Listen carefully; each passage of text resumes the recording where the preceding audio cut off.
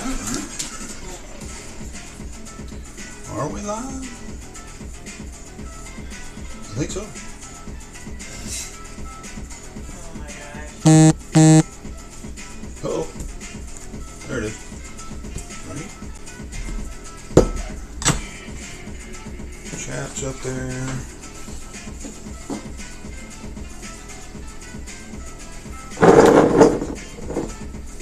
That was probably pretty loud. Sorry about that.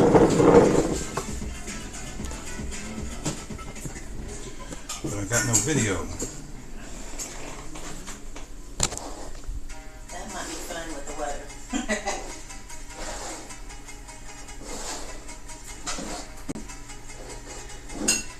Oh, there it comes.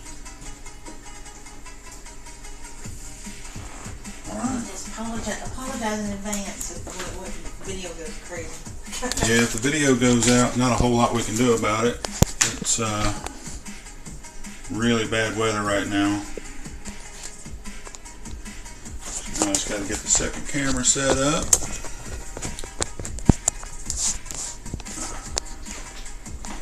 Right there. Lights on. Cool. That camera's going. We're on the stove. What?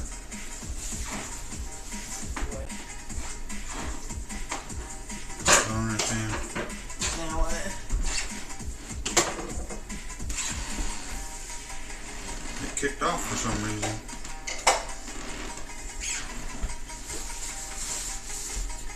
It's probably going to be squirrely.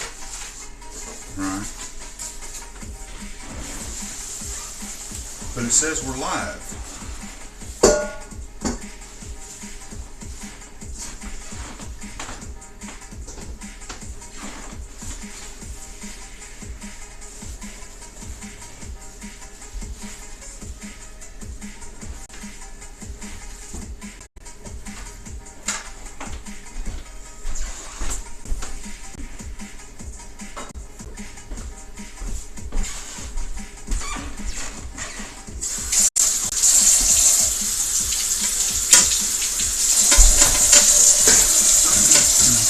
It's got the chicken vegetable soup, it's got the chicken piccata, it's got everything on there that it's supposed to have. Why is it?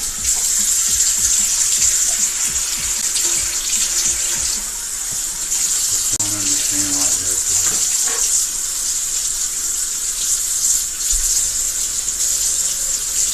Eventually we'll get it figured out.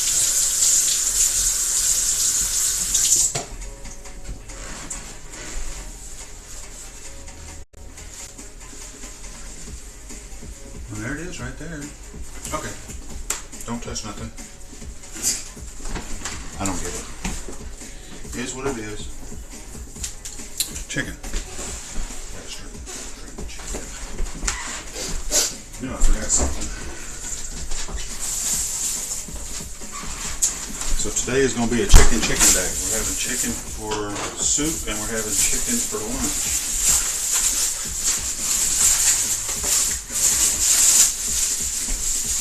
How can you go wrong with chicken, right?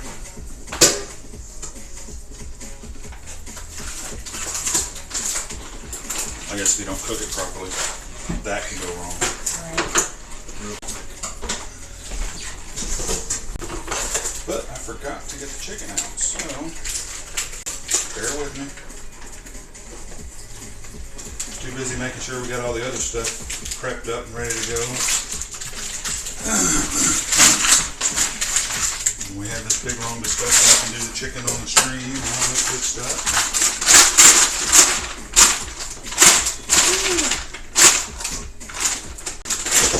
Then I forgot to lay out the chicken. That had to be loud, huh? Yeah, so right now we have an old video playing. We have what? There's an old video playing. Is it? Yeah. It's not live? Well, it looks like it is on the other side, but right now I'm looking at onions and... Seriously? Yeah.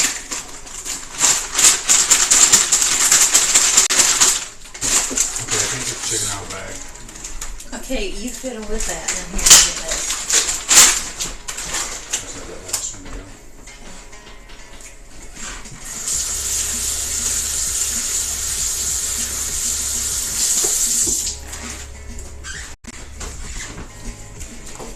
Oh, that is showing an old string, isn't it? Oh, that was the sandwich. Yeah. Hey, baby. Like, it's not right now, cat. Put the clothes on it.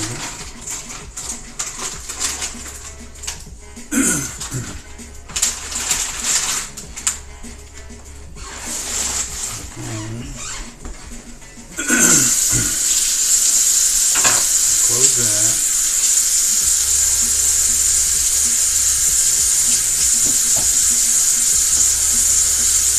Screen has ended. How is it? It might be the weather. It could be, yeah.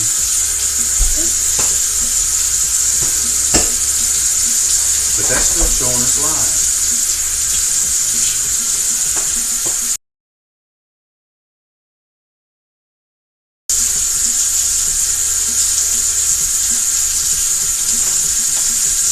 Anybody out there can verify what they see? No, because it keeps switching over to this old video that we had last week.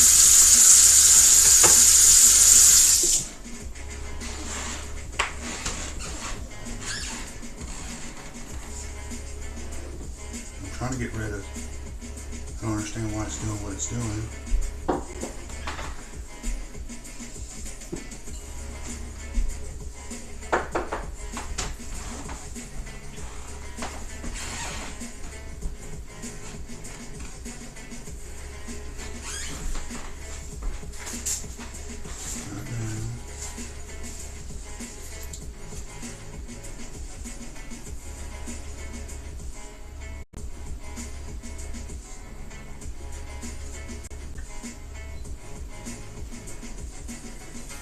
Do this, and then do that. Get my split screen the way I want it.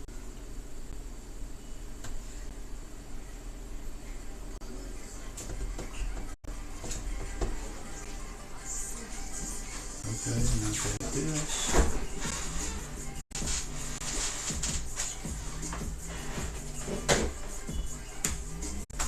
Go to my channel.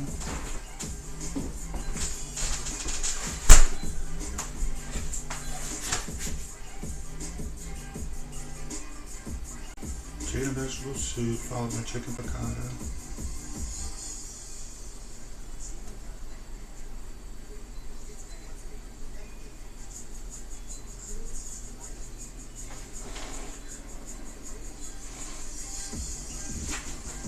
Alright, I see I got one person in here, but I can't see chat. Where's my chat?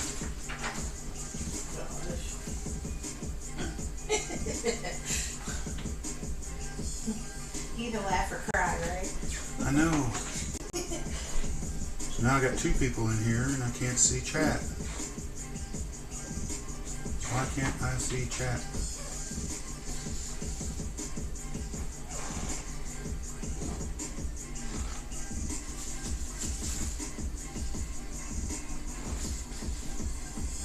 It didn't change anything. Why can't I see chat? Oh, no. No? No. No. I'm assuming they can hear. This.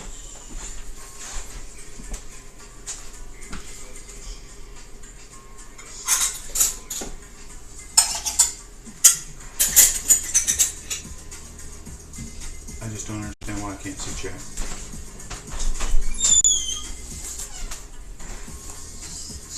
All down, reconnect it.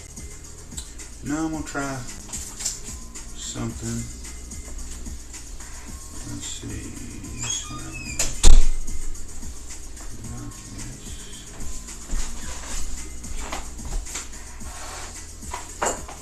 We were actually ahead today, too.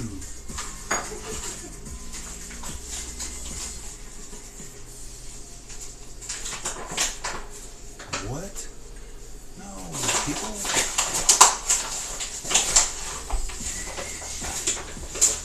Okay, I'm working on the problem, I promise.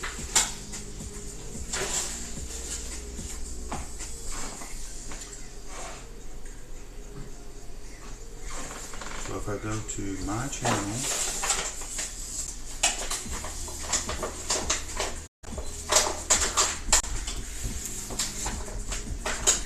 it shows that I'm live, but I have no chat. Wait a minute, what's this? Nope, that's not what I want. That's not what I want.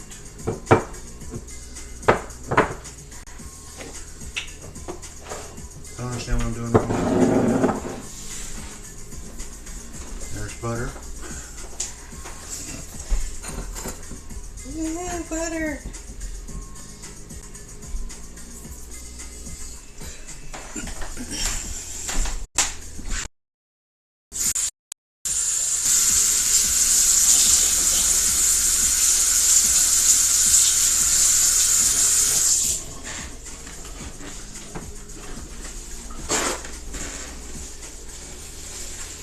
Touch on that. How come I can't? This is aggravating. This is the only time anybody ever sees you lose your cool. Well, I don't understand why it's not showing the chat. I know. Now we're down to one viewer. Great. Oh well. Okay. Theater mode. Nope. Not theater mode.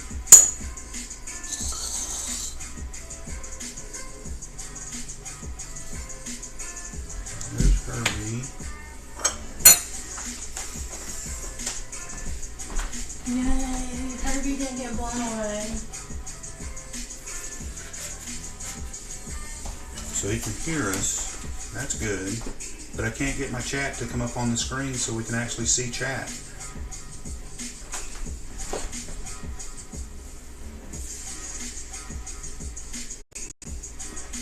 He sent me a private message.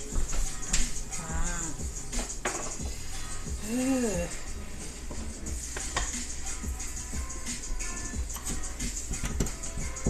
This is going to be really difficult without being able to see chat. Because I see where Herbie sent the private message.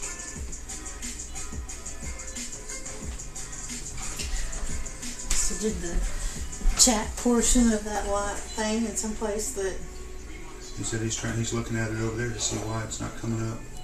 Yeah. I mean, I appreciate the help, but I mean, this is Very weird. Well, unless it's some tower or something that got knocked out.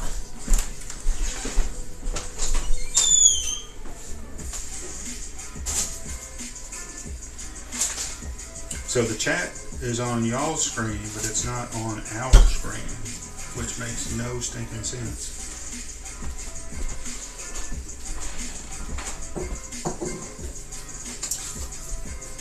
It's almost like I turned chat off on my screen or something.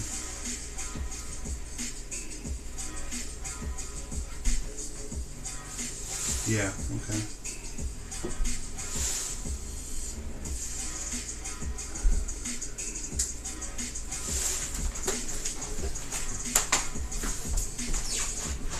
Well, maybe you did check your settings.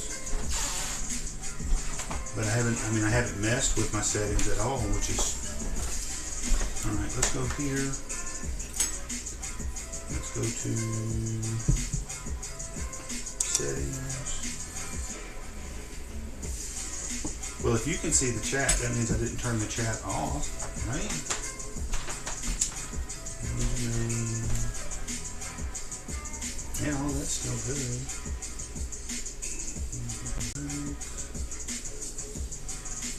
Go here. Oh. Was it there? Close that.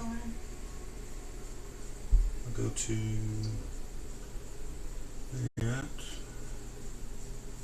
You can It just kicked off when you... I don't know, it's just really weird. I don't know, this weather makes weird.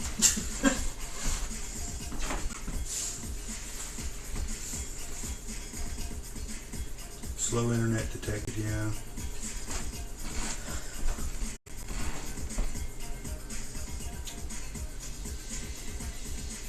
That we expected because the wind is... Yeah, 45 to 50 mile per hour gust.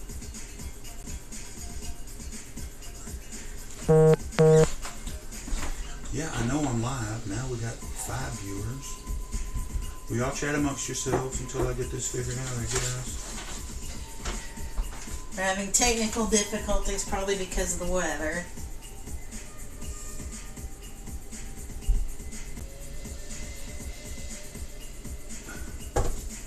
There it is, but there's no chat. You don't have to slide it. No, that's just it. There is no sliding. Huh. I can't Google anything because my phone's up there. I know. You should Google it on a tablet.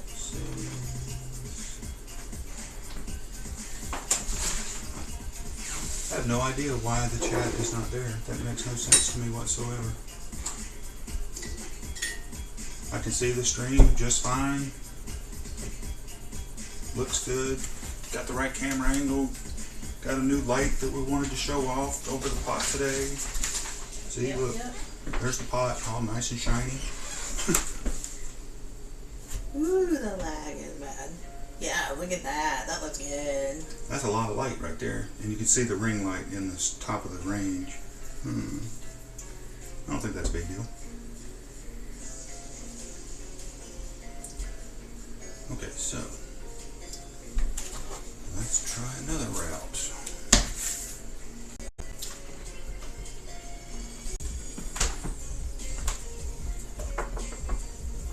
Uh-oh.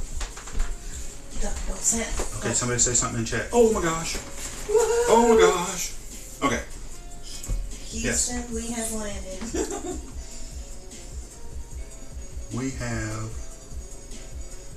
We can see chat now. Oh my gosh. Oh, wow. Okay, can't see chat. We're trying to figure this out. Yep, we can see chat now. And Yay, we're good. you still have video, right? God. Make sure that didn't go away. Okay, that took entirely too long. Yes. Alright, so first thing we're going to do is check the rice. Because y'all know about my brown rice issues. Yeah. That was loud, I'm sure. Alright, the brown rice is done. Cat says tech support with the innocuous crew. Laugh out loud. Yeah, right? He's so nice. Probably about lied. Yeah, hopefully you can see a lot better into the pans and the pots now. Because that was an issue before it got kind of dark. Hey, the rice is done. Okay, the rice is for the broccoli and mushroom casserole.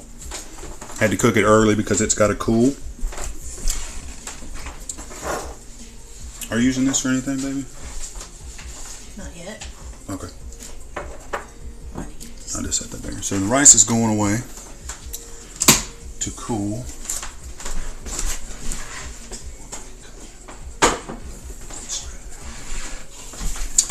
Now we got to get back to chicken. So we're going to turn the pot on.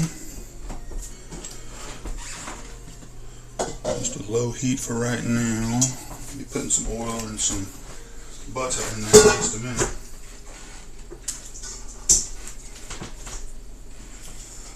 So for the chicken soup, gotta have chicken. This is chicken and vegetable. The vegetables that are going in this are onions, mushrooms, celery, carrots that I've already diced up and got them ready to go. It's about 2 medium onions, about 2 cups of carrots, 2 cups of celery. You can also put, and then probably about 1.5 cups of mushrooms. You can also put tomatoes in it if you'd like, sun-dried tomatoes or regular tomatoes. And then it's going to be finished off with some spinach. And it's another one of those that can either be spinach or kale.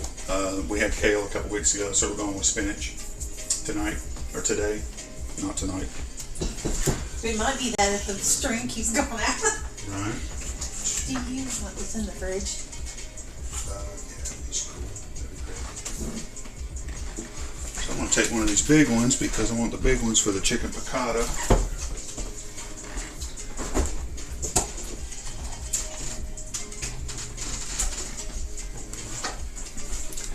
And then we'll use these little ones for the soup.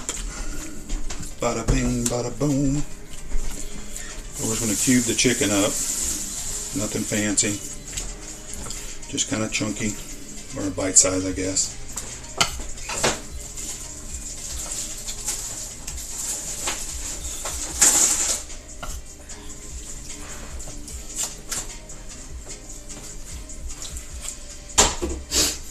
And then it'll be going into the pot to get browned up real good. Black bean.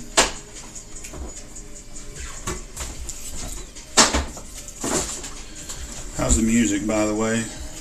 Too much? Can't hear it at all? Just right.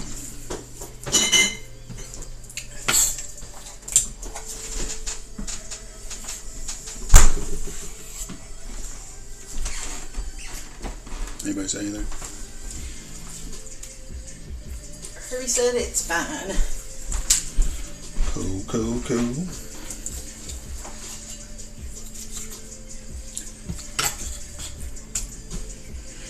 For anybody that doesn't know, I'm uploading these live streams to YouTube, so they will be there if anybody ever wants to go back and try making one of these. It was right there. Got to figure out how to get the recipes. I think I should be able to upload the recipes onto Discord, maybe? I would think. I haven't tried that yet. Have to give that a shot.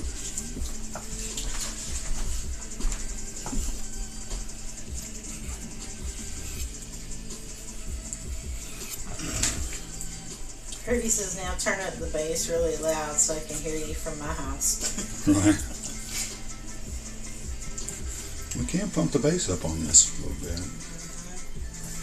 Pump up the jams, pump it up a little bit louder. Oh my. Here we go. Alright, so there's the chicken, all diced up. That's a lot of chicken. Did I cut up too much? 2 pounds? Yeah, that's about right. That might be a little more than 2 pounds. But it's not whatnot. It will get it. Yeah, it will.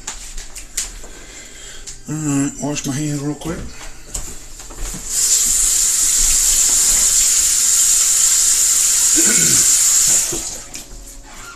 This is the chicken towel now.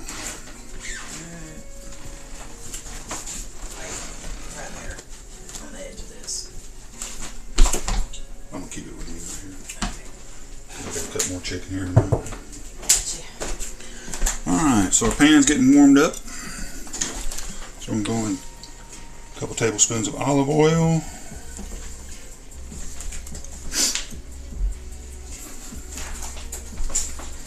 Get ready to cook up the chicken. Cook up the chicken. Oh, more singing, so sorry. They'll be alright. This is what happens when you're running on fumes, Well, you know. Stupid weather. Stupid weather. It was, yeah, Stupid. that wind was something else last night. Really surprised we didn't have a tree down Yeah. somewhere. Well, they might be down the road somewhere. So we got a couple tablespoons of olive oil, followed by a couple tablespoons of butter. This butter makes everything taste good. Can you switch over to the pot, please? Thank you.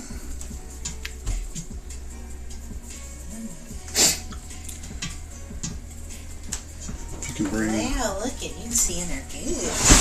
Bring your stuff over for the stuff. I'm gonna start setting it there, if you don't mind.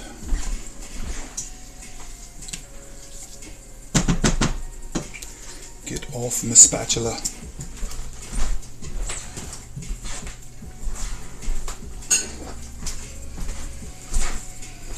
So let that get all melted down.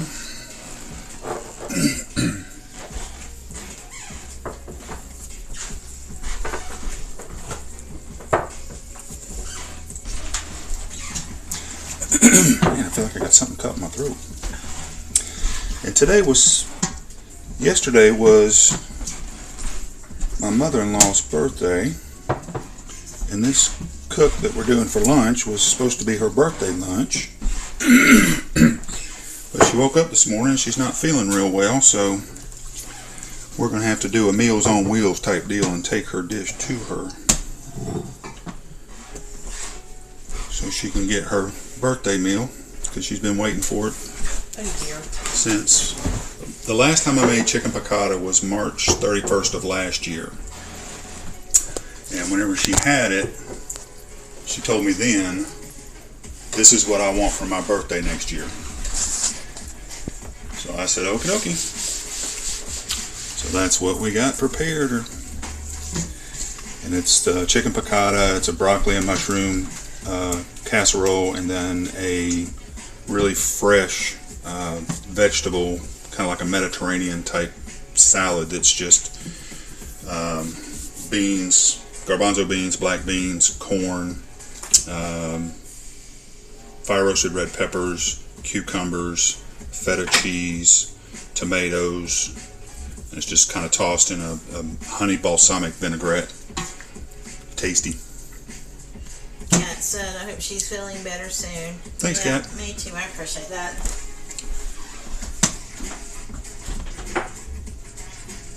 Alright, now we're going to throw some heat to it, real high, or bump it up to a little over medium. Then we're going to go in with our chicken. Get a little sizzle action. Can't cook without sizzle, right?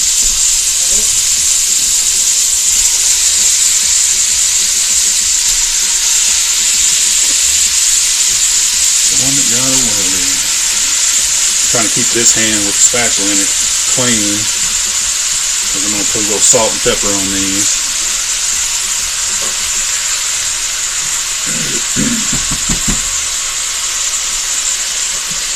Like that. A little bit of salt. A little salt. A little pepper.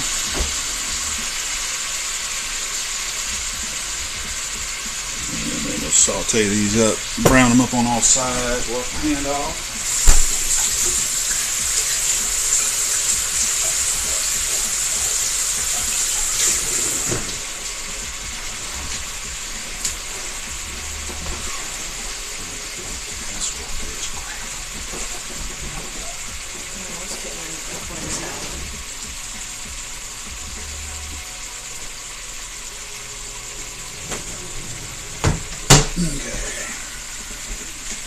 Now, just going to cook these until they brown up on all sides, or go ahead and turn it. Going up to almost a high heat. Sear these bad boys off. Whenever you sear a meat, it actually retains more moisture inside, because the moisture ain't got no way to get out whenever you sear off all the sides on it. This might make a little bit of noise, but I gotta get a big casserole dish out. Oh, that wasn't too bad. You ain't got that other pot back in there yet. We need that for the pasta. You might as well leave that. Need this for what? Pasta. Oh, the pasta. Right here, baby. Getting close to putting water in there. Now we're cooking.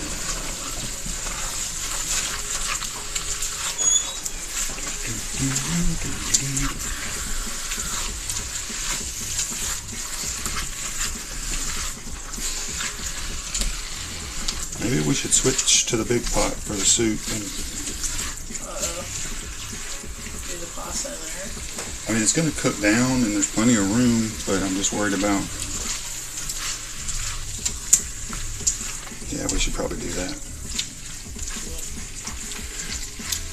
Alright, we're going to change pots real quick. See, this is the type of stuff that happens Right? whenever you're cooking. This is live. It's live. Throw the heat to it. Just to get it warmed up. High. Yeah.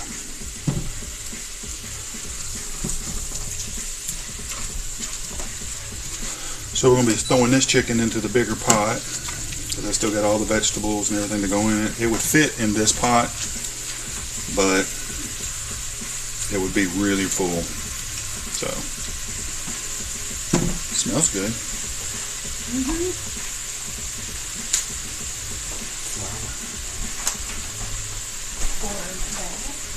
It's ready for the piccata.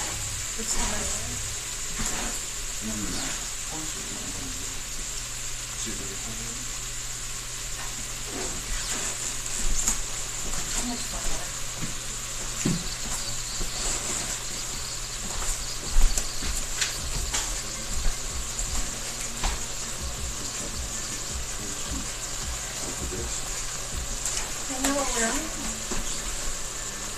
What am I looking for flour for? I don't know. Alright. I mean, it's over here. You're welcome to have it. Well, we'll look. Just talking about the soup. The soup might be a little thin. We might have to add a thickener to it. Could just use cornstarch and a little bit of broth. We'll see. Chicken's in here fighting around. Plump, juicy chicken.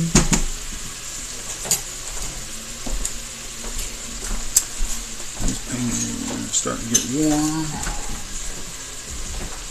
Much better. Yeah, I think the light is a whole lot better.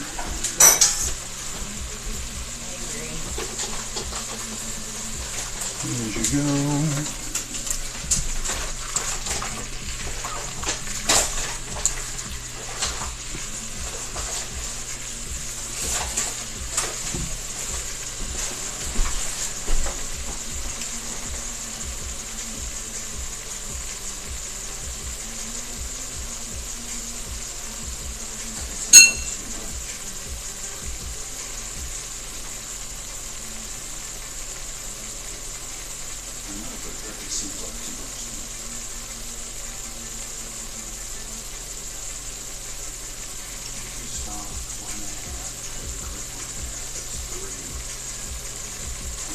That's right.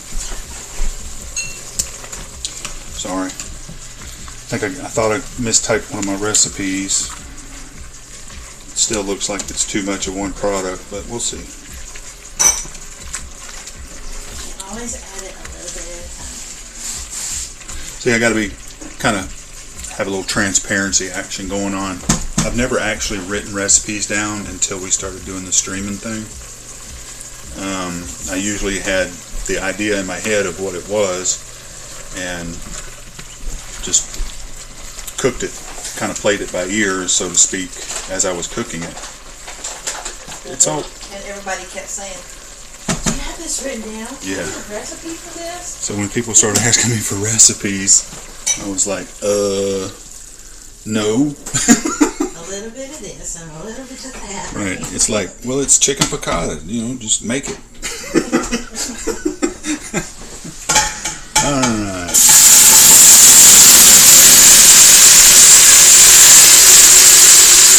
Yeah. Little steam action going there. Oh, that's hot. Now. Mix that in now.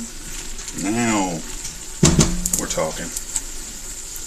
Now we're cooking with a hot pot. I'm impressed the camera didn't fog up. Did it not?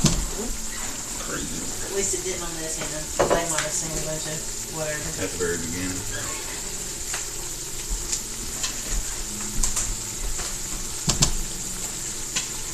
Alright.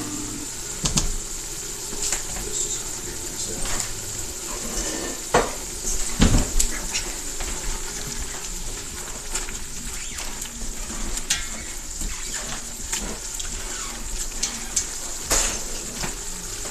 Once the chicken is cooked through, check that big piece right there. That's just about good enough.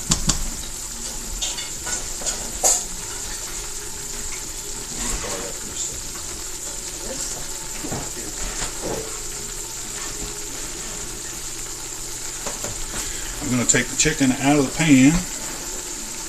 Turn the heat down first. Take the chicken out of the pan so we can saute the vegetables.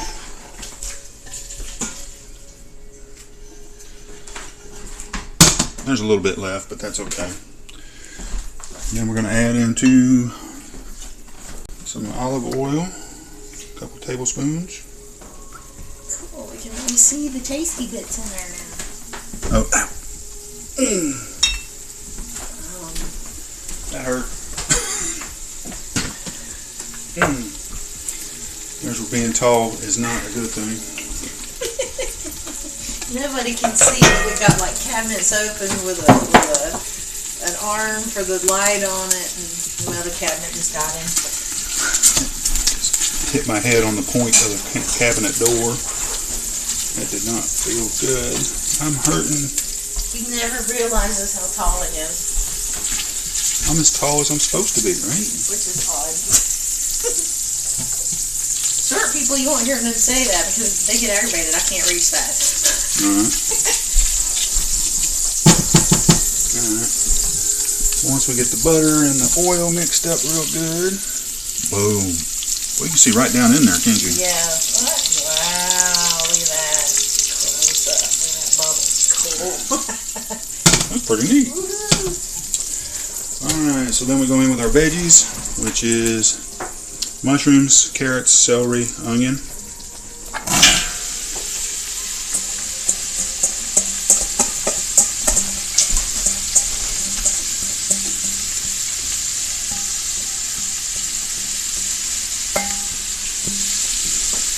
Put the chicken in.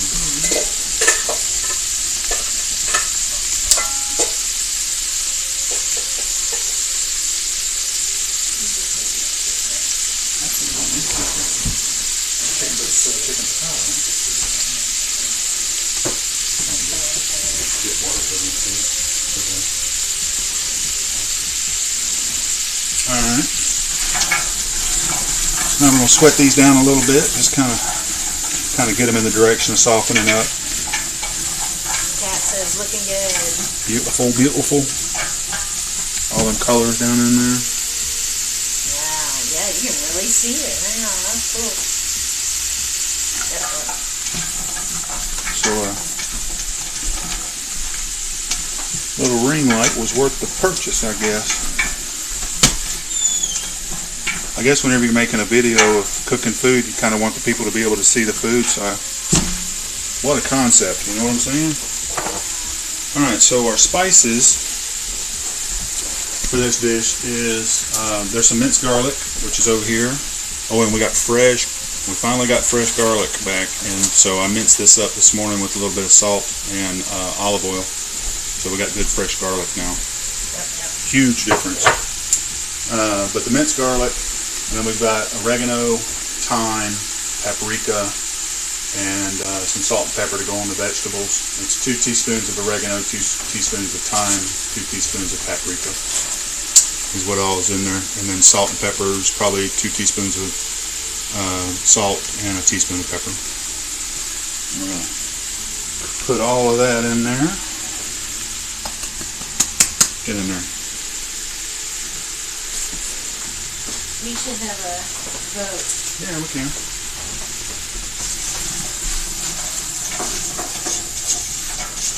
Alright, Kat, Herbie, anybody else that's in chat, we're going to show you 3 different pastas for the chicken piccata.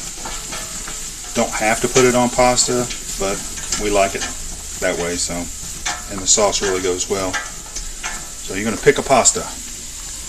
Here comes the first one, which is a spaghetti.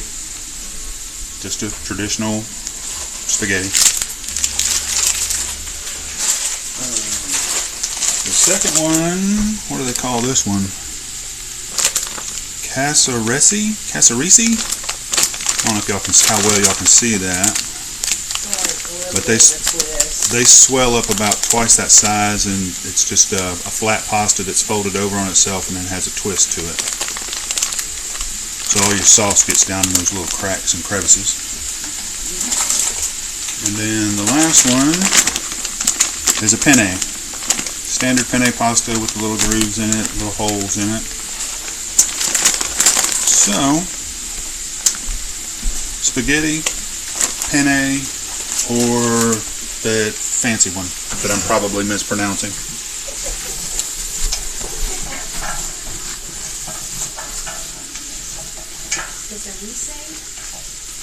Cassaresi? I don't know. Somebody needs to Google it and have Google say it, and we'll know. Cassaresi? Whatever. It's pasta.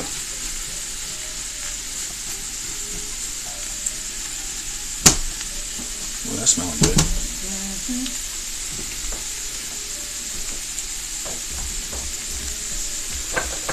Alright, so once that goes for a few minutes, then we're going to add in our fresh garlic. So it'll bloom out and get really fragrant.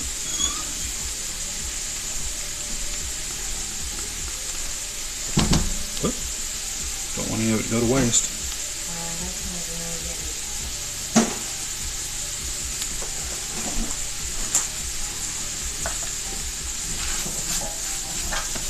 Yeah, we've been missing the fresh garlic. Those little jars that have minced garlic in it are, I mean, they're good and you still get a good garlic flavor from them, but it's nothing like fresh. Oh my. Give that a good stir.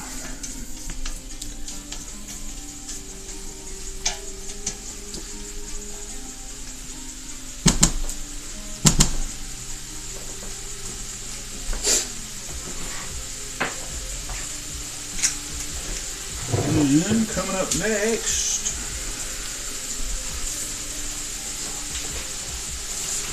and bump the heat up on that a little bit, get some sizzle going.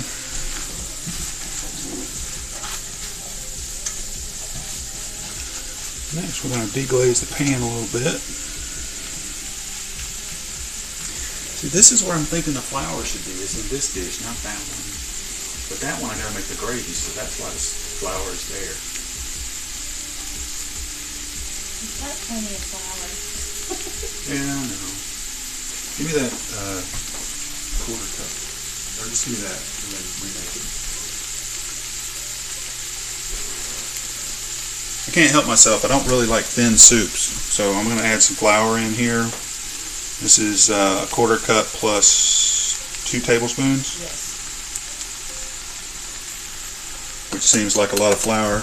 It is, but we're putting 8 cups of broth in this, plus half a cup of wine, plus 2 cups of cream. There we go. Now it's looking like it should. We're going to add flour to this recipe for sure. Bless you. Got sneezing action going on. The spices. Get the bless yous in chat. Alright. That's looking like it should. Anyways, so now it's got that flour on there, so it's got that coating, so whenever you add liquids to it, that's going to help thicken the sauce up or thicken the soup up a little bit. Pretty much like I've done every week since we've done these streams. That's why he was like, no, there has to be flour. And like, what the heck? It's not, it doesn't feel right, you know? Right. I mean, I don't mind a thin soup if I want one, but these are better when they're thick to me. Yeah, it's too cold. Yeah, you want to make it feel like it sticks to your ribs whenever you eat it. You know, so you can go from your truck to your work and back. You're right. You don't like chopping wood or anything outside. No. No. Me not chopping wood. I did the highlight so we wouldn't forget that pasta. Yeah. We'll do that first when we get done with the casserole and cool off a little bit. and then go into the sauce. Alright, so now we've got 1 cup of a dry white wine. It'll help deglaze the pan.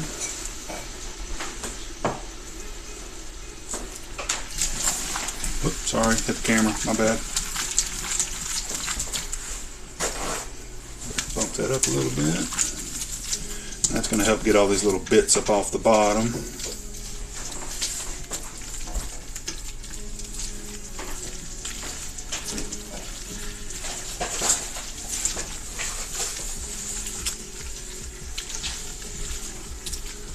Beautiful. Now we're going to go in with some broth.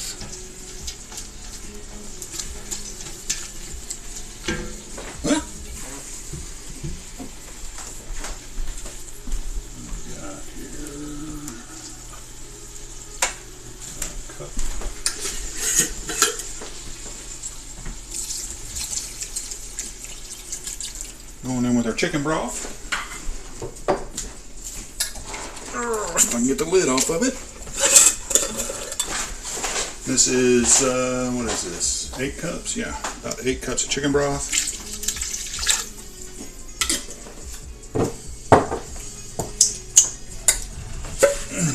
Ooh, that one had the lid pop on. Did you hear that?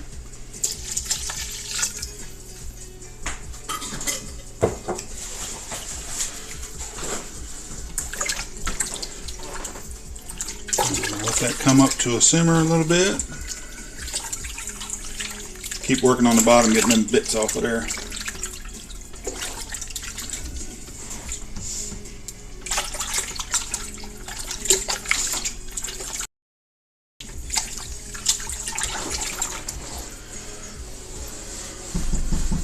Let that warm up a little bit. It should start thickening somewhat. Get the last few items over here on my cutting board ready to go.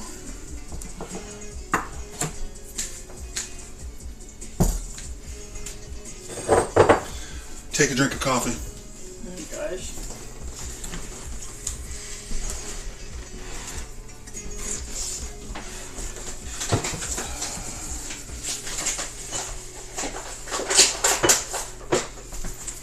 And once we get done with this, we're moving on to prepping the casserole. And then the chicken piccata. Yeah, we're making pretty good time. Even though it was bumpy in the beginning. I know, that first, gosh, that was almost 15-20 minutes, was it? Trying to figure out why the chat wasn't on the stream? I don't understand that. That was just weird. And the thing about it is, I didn't do anything different. All I did was close the stream and reopened it. And there was the chat. Whatever. Whatever.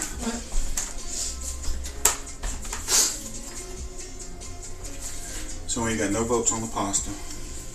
No votes yet. No worries. We will make a decision. What are you talking about, Lois? Yeah, I knew the penny was in there. Spaghetti was in there. The casserole, whatever that says. I didn't know that was in there. Oh, was it? How much wine for the chicken? For the piccata is a half a cup.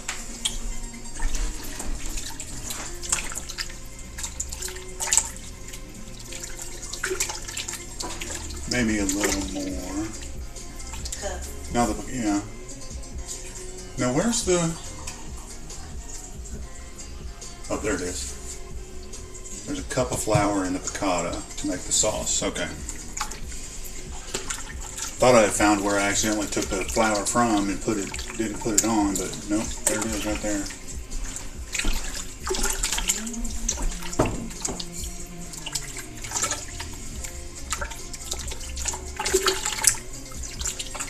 Oh, I didn't bring out a taster spoon. Oh my gosh. Cat says, remember to hit the follow button, folks. That's right. Yes, we appreciate that. What are we, like 3 away, 4 away, something like that? It was 3, it might be 2 now. Might have to tell us. Hot the follow button, that's right. Because it's hot. See, I was trying to do autocorrect and he's going to point it out. Everybody can see it. No. She corrected herself. I know.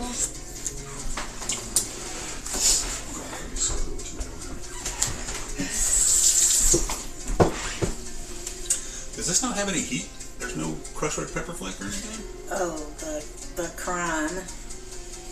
The what, baby? The crime. Yes, it's gotta have some. I know. I like totally screwed this recipe up. It's okay. You can't be perfect all the time. I know. Only when it's needed, right?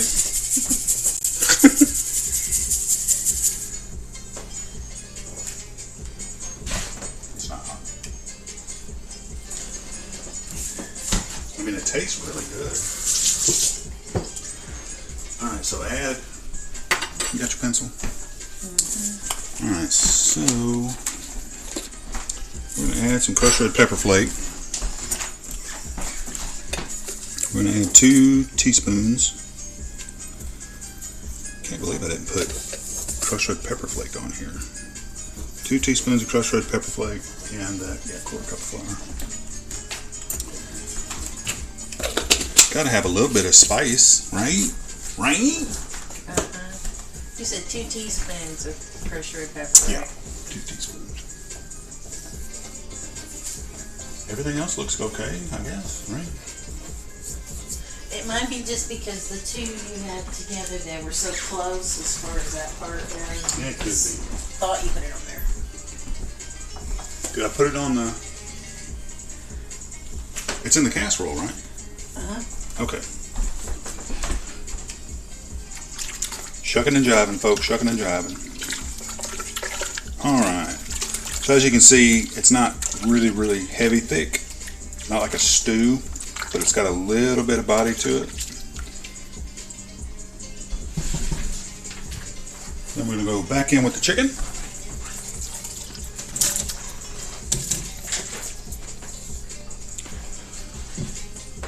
Oh, goodness.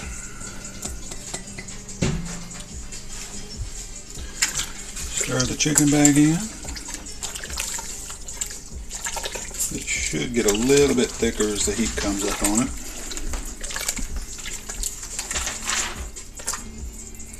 We'll test one of our carrots to see where we're at as far as doneness is concerned. That's a little too crunchy. It's almost there, but not quite. Not quite.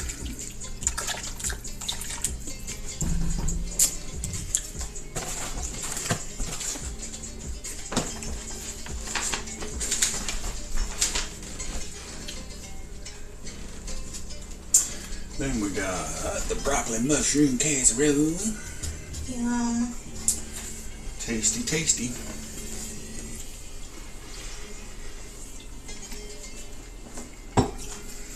Am I gonna need... No. Glad we had that talk. Real glad I could help. Ah, sorry. Alright, so this pot, it's gonna be for our pasta. It was our original chicken. That's why I still got a little bit of chicken bits in it, but the pasta's for the chicken piccata, so chicken in the pasta is not gonna hurt anything. Right. Right? Here's the last thing. Go to the pasta. Going once, going twice, or we're gonna pick it. Alright. Y'all wanna see the pastas again? Pick your pasta. There's penne pasta. Now there's a little bit of a glare. Maybe switch to the cutting board. Maybe they can't see real good. Ready? What are we doing? Switch to the cutting board so For the you can pasta? see it because there's a little bit of glare. Okay, go ahead. Alright, so for the pastas, I'm gonna show you 3 pastas. Pick one that you think would go best. They all taste delicious, so it doesn't make any difference. So There's the penne.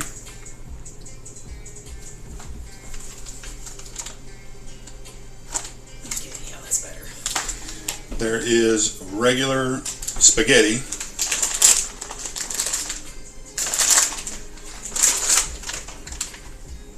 And then the last one, and I know I'm not pronouncing this right, but it's cassarese, or yeah, I'm thinking cassarese. C-A-S-A-R-E-C-C-E. Cassarese. Which, if you can see it, it's just a twisted flat pasta. It's got all kinds of grooves for sauce to get into. I think he's leaning towards that one. I like the look of it though. But whichever one y'all pick, if you don't pick, then we'll pick.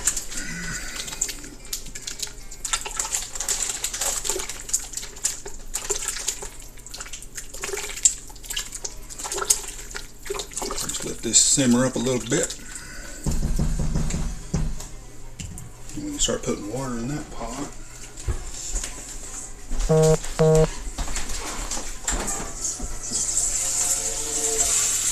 I think everybody's just working now. 7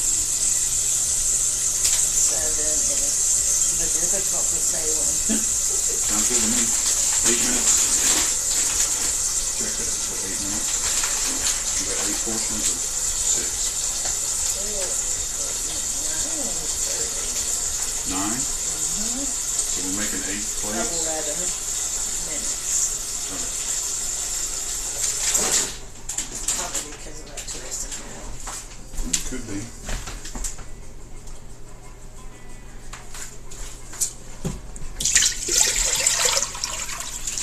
Just getting our pasta water ready while the soup simmers up a little bit. All the flavors come together. Still got 3 ingredients we got to add, which is heavy cream, Parmesan cheese, and spinach. And it'll be ready to go. Oh, and probably a little dash of parsley.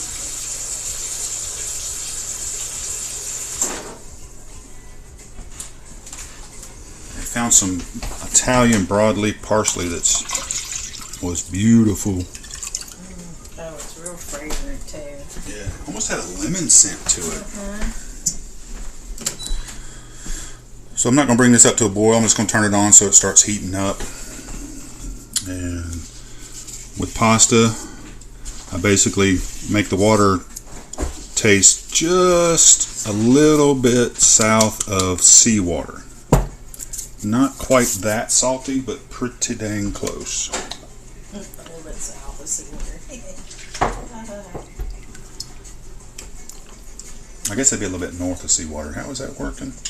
If you're north of it, you're not quite there. But if you're south of it, you're all up in it. I don't understand. Don't strain yourself. I can't help it. All right, now we're looking tasty.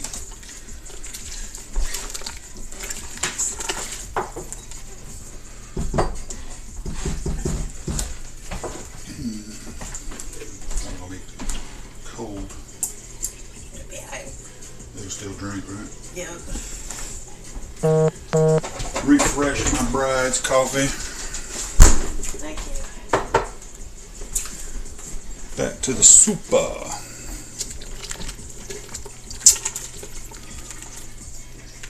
So we're going to have a little exercise in processing some chicken here in a minute, because the chicken has to be butterflied or cut in half for the chicken piccata, so you don't have a big old honking piece of chicken. You don't have an American portion of the chicken. You have the rest of the world's portion of the chicken. Nah, I shouldn't have to pound them. I can, just for a fact. But. So we're going to pound it out just a little bit, not much. We don't want it super thin, but we don't want it thick. And you could just pound out the whole breast, but the problem with that is you end up with this gigantic, size-wise, it'll pound out and be like this big. which is... We don't need trash can lid. Yeah, that's too much. We're not making a schnitzel. Alright, so now we should be about on a good tenderness. Grab another carrot. That's perfect. Cool. Soft on the outside with just a little bit of a bite in the middle. So I'm going to cut the heat off. And then we go in with 2 cups of heavy cream.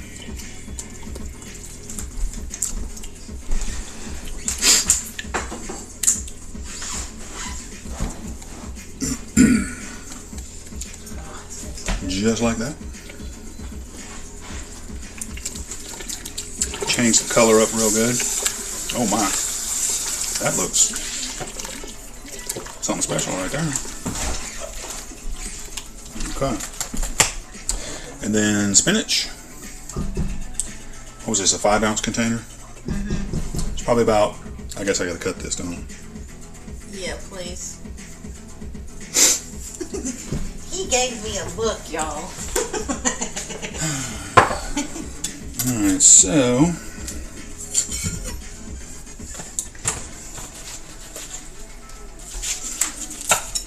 we're just going to run the knife through the spinach so it's not big, long, stringy leaves.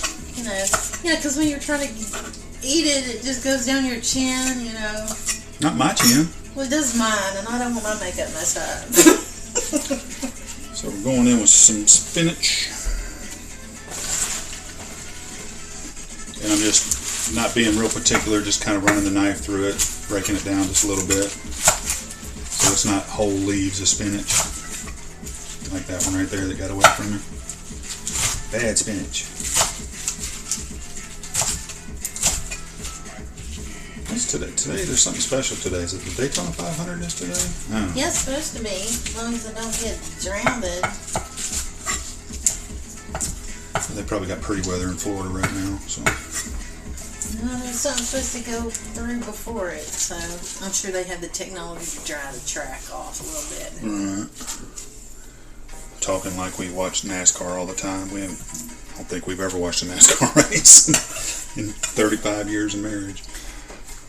Look, I'm just going by the news reports on it. Right. Alright. Bump the spinach up. Last little bit of spinach. And again, you can use kale for this or another green if you prefer. Doesn't have to be spinach or kale. It can just a green of some sort helps brighten the soup up. Plus more flavor is more flavor.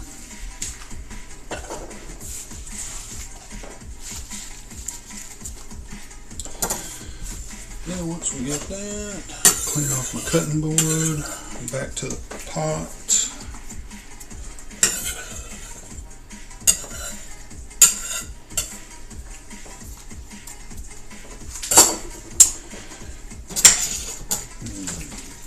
Stir in the spinach. The residual heat that's in there will wilt the spinach down because it doesn't take long to cook. If I was serving it today, I'd probably just turn it down to a low heat while I finished up this last little bit, but this is going in the refrigerator to cool off real quick so it can be used throughout the week. There's no starch in this. Besides the flour. Huh. I didn't think about that. I guess you could add potatoes to this. Then the last thing is a cup of Parmigiano Reggiano. Because, you know, cheese. Actually, I think if you do some rice. Yeah, rice. Later, more rice, but I think that would be good with it. And then we just mix that in right quick. Go ahead and throw the heat up on our pasta water because we're going to be cooking it here in just a second.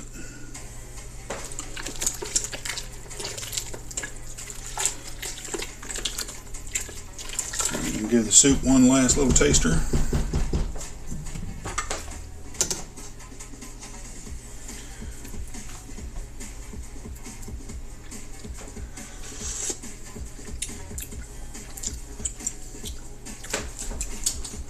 I'm not against it. I'm not against it. I'm not against it. I'm not against it. Something tells me it's probably going to need more salt, but we'll find out in about 5 seconds.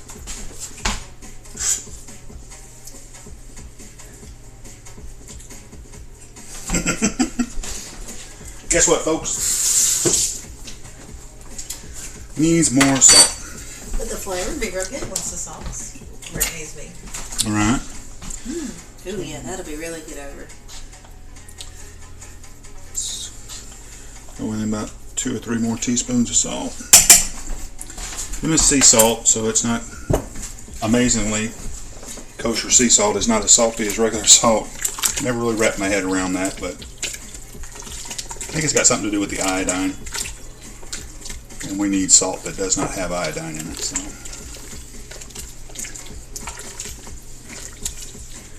Now, it's always good to have, if you're using Parmesan cheese or a sharp cheddar cheese that's a little bit saltier, to wait until the very end after you add your cheese in before you finalize your salt.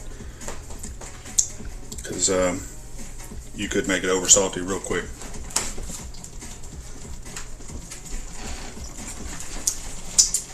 Alright. That's it. We got the thumbs up from the taster. Ooh.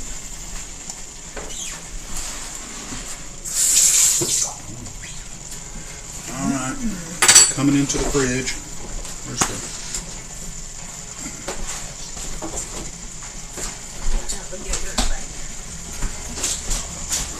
Alright. I'm back again. Hey everybody, how we doing? Brought the salt and soup back. Okay. Alright, say goodbye to the soup. Bye bye soup. One more time. Somebody snuck the Greek yogurt back there. Got that in there. Alright, so we can turn this one up. We're going to bring this over here. Put it on another eye.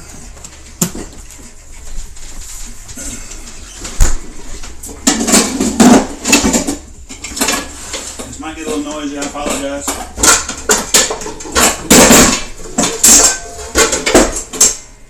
Are you doing casserole or chicken? Doing the casserole, I'm just getting the pan out. That pan's going to be for the chicken piccata.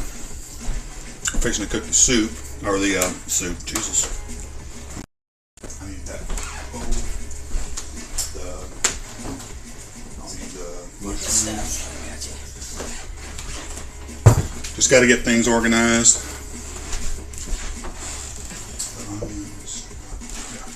All the stuff, all the goods.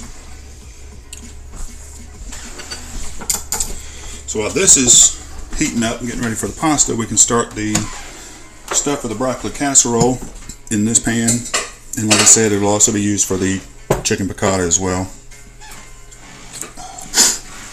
So,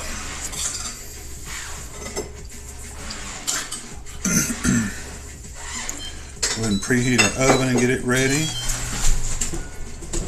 Beautiful. We've already cooked the rice. We've already steamed the broccoli. If it's raw broccoli, you need to steam it just to take a little bit of a bite off of it. Otherwise, it could still be a little bit tough in the final dish. I've already strained, or I've already diced up the mushrooms, sliced up the mushrooms, I should say.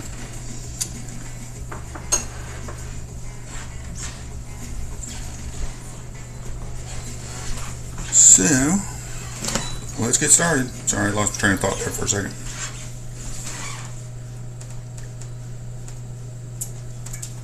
Get this pan heated up. Need the olive oil.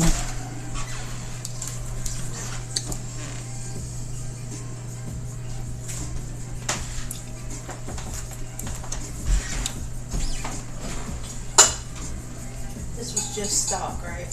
Yeah. Oh, God. Get this pan.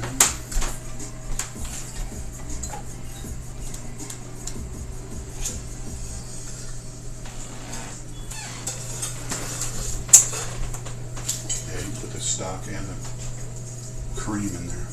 Oh, wait a minute. No, they need to be separated. Oh, you can put them both in there. That's fine. I'll make it work. So the first thing we're going to do is saute the vegetables up a little bit. We got onions, raw onions that need to be sauteed a little bit. The mushrooms will go in here as well. And then the broccoli will go in at the end. And then we're basically going to be making like a, it's like a cream of mushroom soup. Kind of what this is. But it thins out and goes in whenever it goes into the, dish. So. Kat says it's a good thing I ordered food, as this is making me hungry. So we got our olive oil going with a little bit of butter. We got our diced onions. So what'd you order, Kat? Is it chicken piccata with broccoli and mushroom casserole? Is that what it is, really?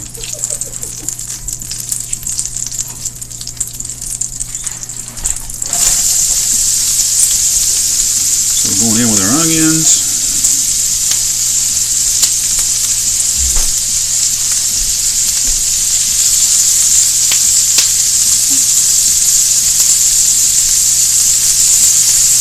He says 3 meat Sunday roast.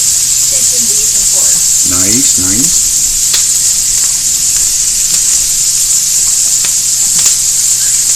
We've been watching MasterChef Australia, and I am really contemplating making a meat pie. I've never had one. Have you ever had one? I'm curious what your thoughts are.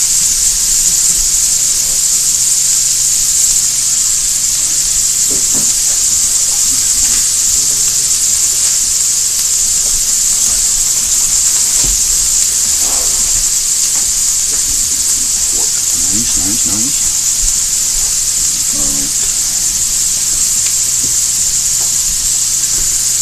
So while we're sauteing these, moisture, touch of pepper. He says like a pork pie or a... Yeah. Oh, either one. They've made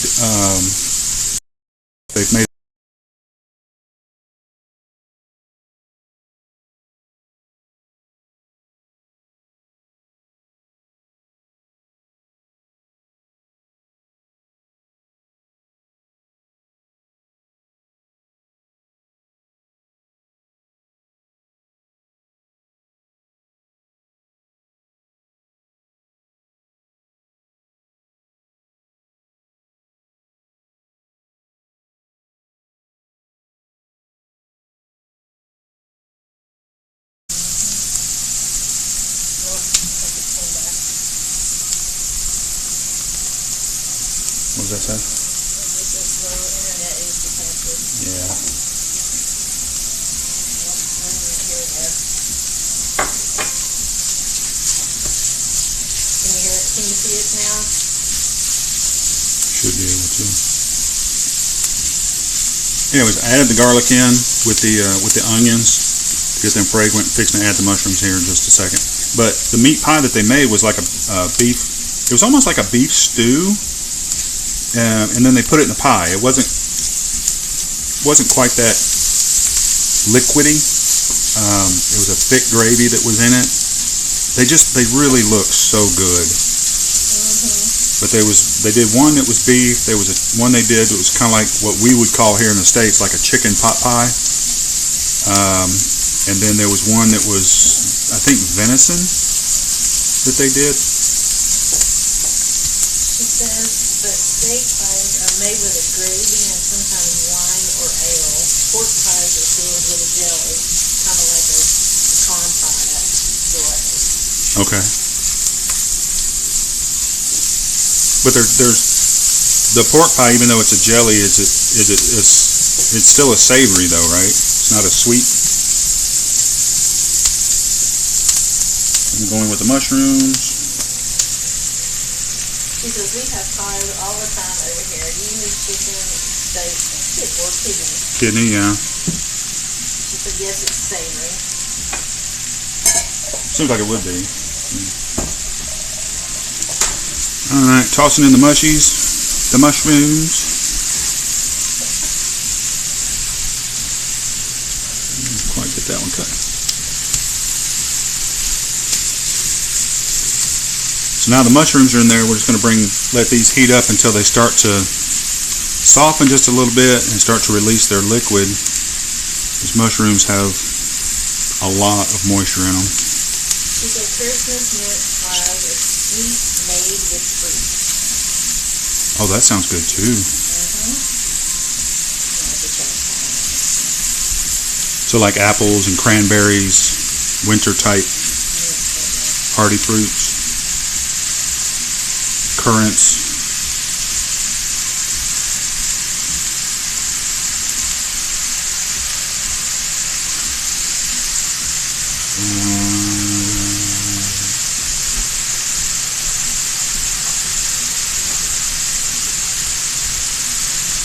They're not wining this? Oh no, the wine's in the piccata.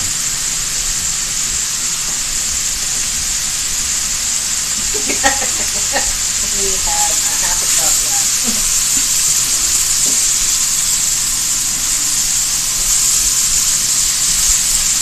Alright, let me heat down just a touch.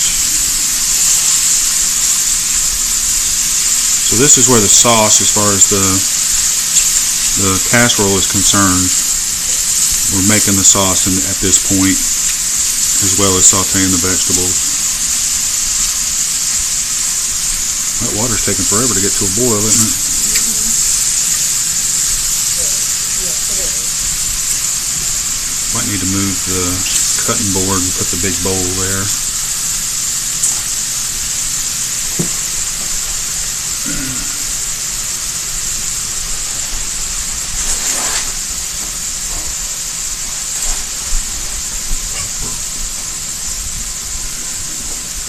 Okay.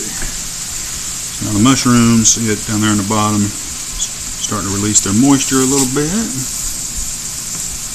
We don't want them to get all dry, so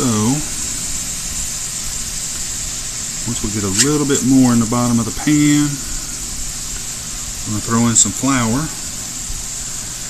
Boinky, boinky, boinky, boinky.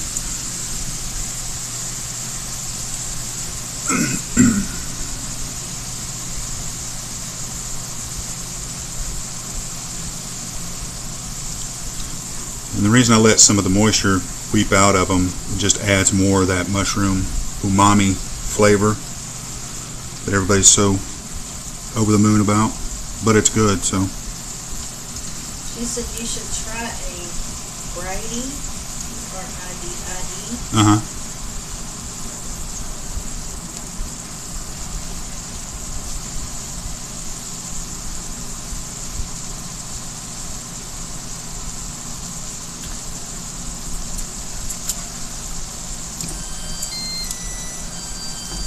That's just the oven preheated, letting us know it's ready for action.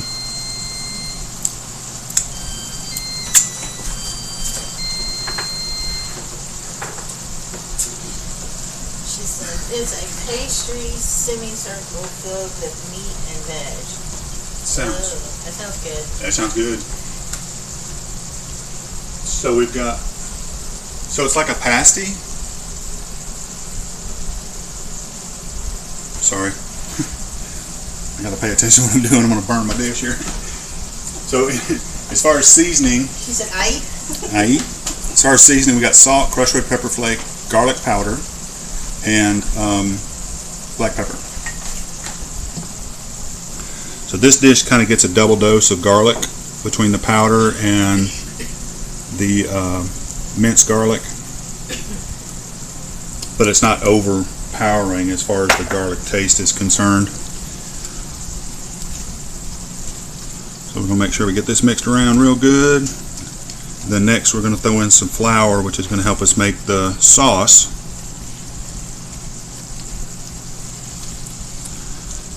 There we go. It's boiling. Yay, finally.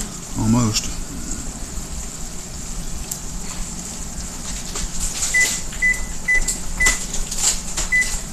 Setting a timer for whenever we drop the pasta.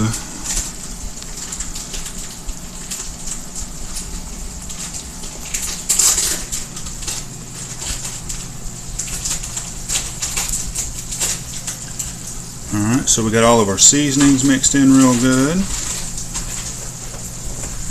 I'm going to go in with the flour, which is going to help us make our gravy base.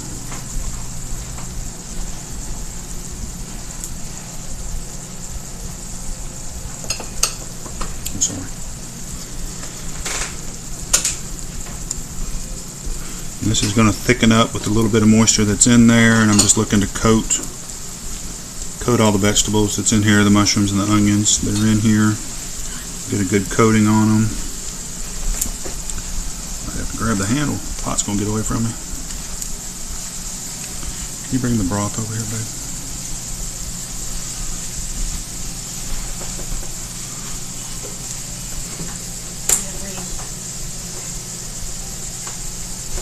Aowen is sitting on my knee watching as well. That's the cat, right? But you're not streaming.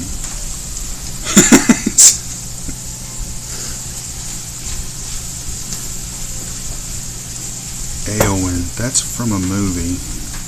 Dragon. Wasn't it? That's Lord of the Rings, isn't it? Aowen? Yeah, isn't that the chick? Could be. We'll find out here in just a minute. I'm sure. She said my 3-year-old. Your 3-year-old. Okay. I haven't quite gotten all their names yet. The cats are ghost and spirit. That's right. And I was right. It's Aowen from Lord of the Rings. Lord of the Rings. Cool. Pretty name. Yeah, no doubt.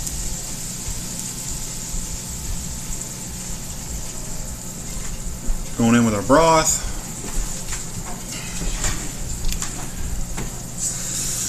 And now we should start looking at this, getting a sauce going here. This is the magic. Alright, our water is boiling, so while that's heating up a little bit, we can dump in pasta.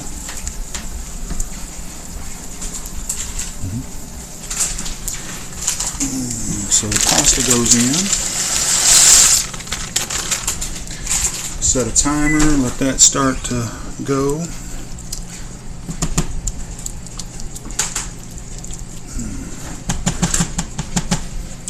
Stir just so the pasta doesn't stick to the bottom of the dish.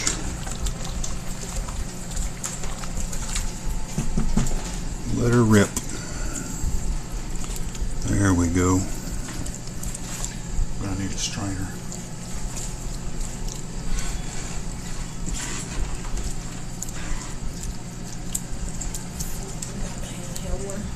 You can just rinse that one out, the one underneath. The handheld one's not going to be big enough. Oh, we forgot to put parsley in the soup, didn't we? There we go.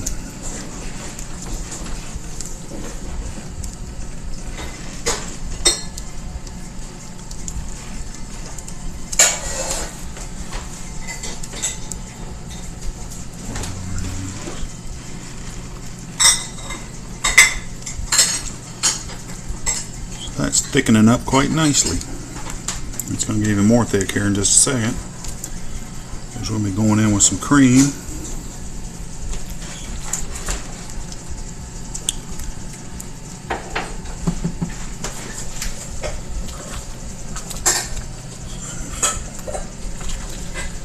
Yeah, the first few minutes the pasta's in the water, you got to give it a couple of good stirs because it wants to stick to the bottom of the pan, bottom of the pot, until it starts to boil again. There you go. See all them crispy bits came up off the bottom of the pan and into the sauce.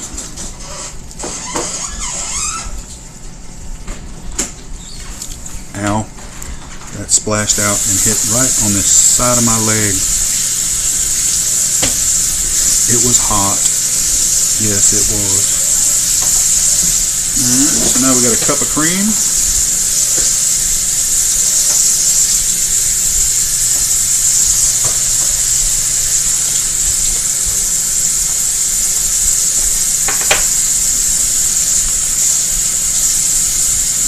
cream incorporated.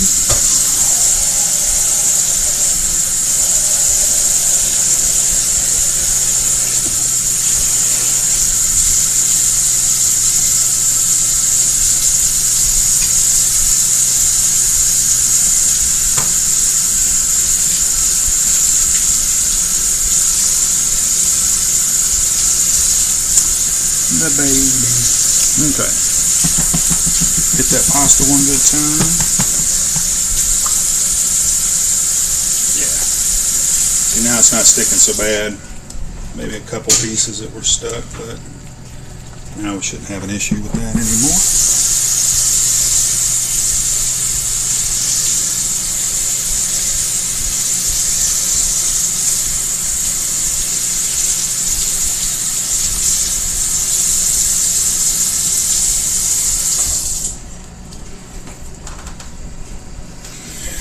Then once you get to this point, do a little taster test.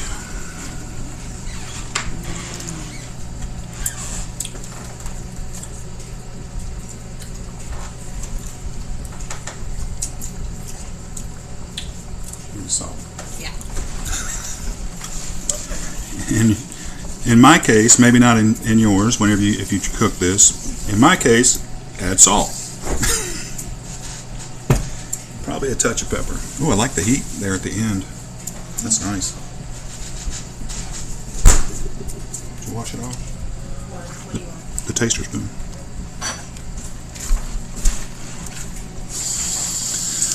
Add in a little more salt.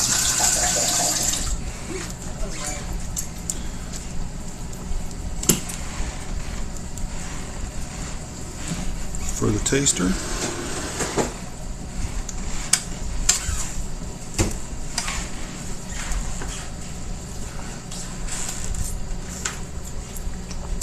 Oh, yeah.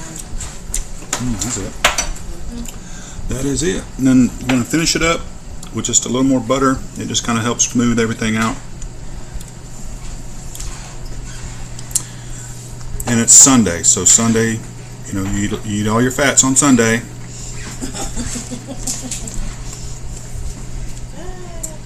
And I know this seems like a lot of heavy stuff. I don't know why, but for some reason it just doesn't never. A couple of things that we've cooked do come out rather heavy, but this one, for all the cream and the butter and everything that's in it, it's balanced out with so much of the vegetables. But it's not something you would want to. You wouldn't want to eat like this every day. We wouldn't be able to fit in the house if we ate like this every day. That's why through the week I'm eating the soups. I come home, I generally have green salad, or I might scramble an egg or something like that, something light. Breakfast generally consists of yogurts, a cup of coffee, and maybe some granola. So it's all about portioning. So once that's all good,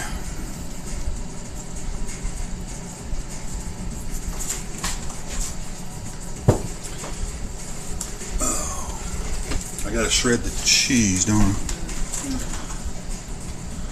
So we're gonna let that sit there. Actually, I need to move it off the heat. Clear out right over there. So now, just to finalize everything up, we're going to take this off the heat, let it cool off just a little bit.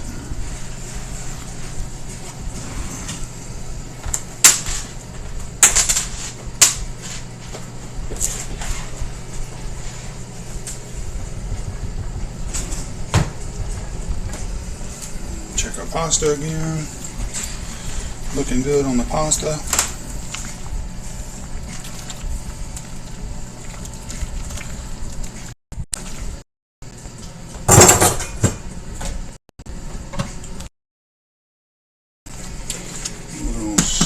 Flip over to the cutting board. We're going to shred up some, oh, here you go, Cat. Vintage Scottish cheddar. Good stuff. I appreciate you making it for us and sending it over. You're amazing.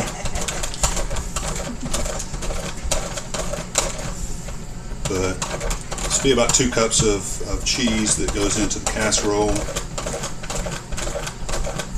Sounds like a lot, but the recipe is 8 portions, and I'm actually making a recipe and a half because everybody really likes this. So to ensure that everybody gets some, including Mom, because this is about Mom's birthday. This is what she wanted, so I got to make sure she gets hers.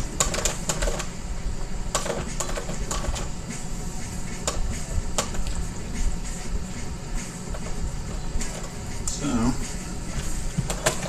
take that off,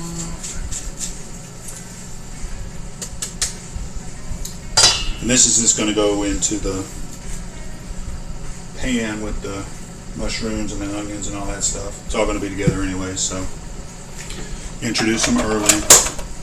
Relationship won't last long. So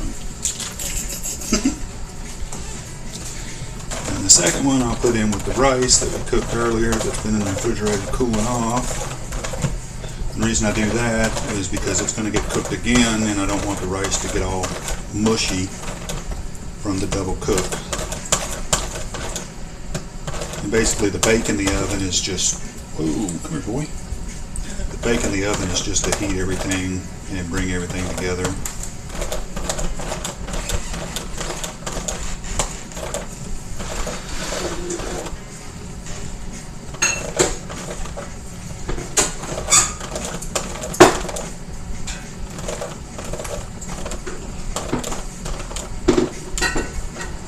Alright, so we got this piece right here. Quality check. Right, so this piece we can't use, it's no good, so I might have to eat it.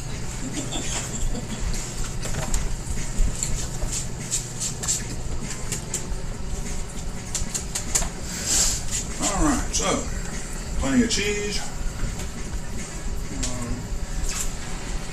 What are we doing? Into the bowl. I'm probably going to need, oh, I got that spatula. The spatula's been like multi-usable today. Usable? Usable. It's a word. Alright, so one gigantic bowl. It's got the rice in it that we cooked earlier. I'm just going to kind of mix this cheese in there. Because once I add the hot stuff, it's going to melt the cheese. And so you can cook this ahead of time, let everything cool off, and then mix it together. But that wouldn't make for a very good stream. So in here is the broccoli. A normal recipe calls for, what is it, 2 cups? 4 cups? 4 cups of broccoli. We got about 6 right here of the broccoli. That's the timer for our pasta. So I'm checking the pasta for doneness. I'm dropping it. Still got a little bit of a bite. You can see the little white. See the little white in there? Yeah, not quite done. I want it el dente, but not quite that much el dente. It's roll. Yeah, it should have a bite, not a crunch. So I'm going to be on the pasta for just a minute because it really only has maybe a minute left on it. I want to keep it moving around, make sure everybody gets their time in the pool.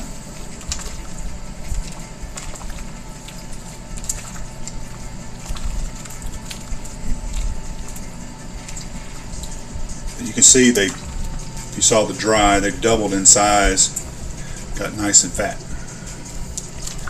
Got a cool little look to it. Yeah, it does. And those little grooves that are in there will fill up with that sauce that's going to be on the piccata. Like a little sauce boat. On the, yeah.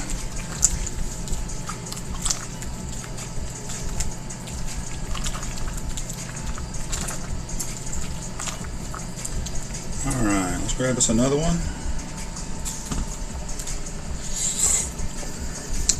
That's it.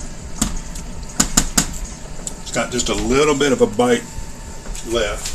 Going to the sink, sorry. We don't have a camera on the sink yet. No, we don't need one of those.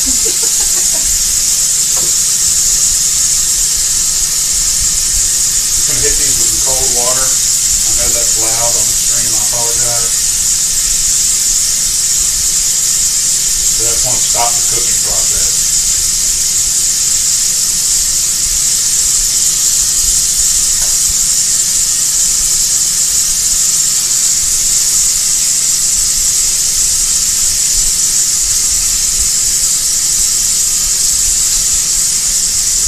Plus it washes off extra starch.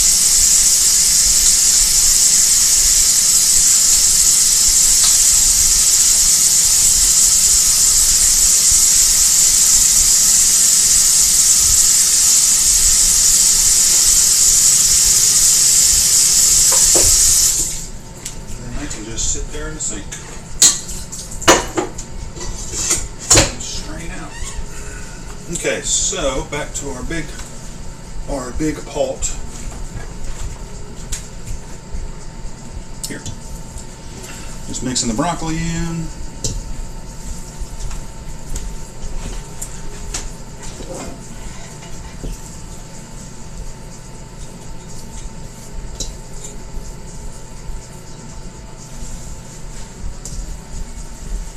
And fixing to get messy. Now we're going to come over with our mushrooms, onions, cheese, the sauce part of this.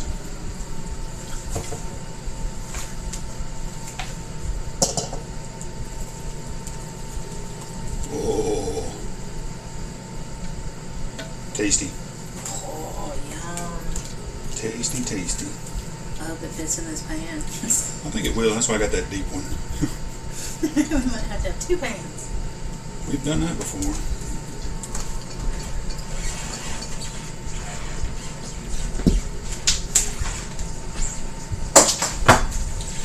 Alright. Then we're going to mix this up. Trying not to break the broccoli up too much.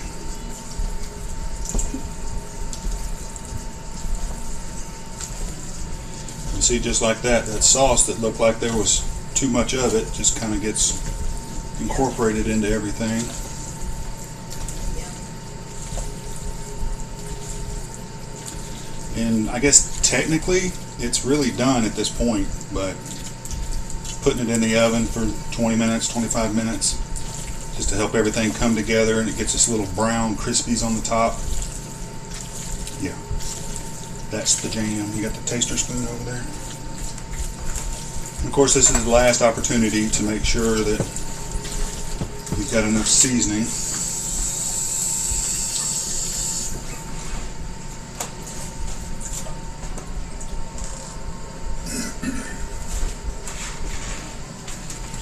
Plus, you can get a piece of broccoli, a little bit of rice, mushroom, an onion.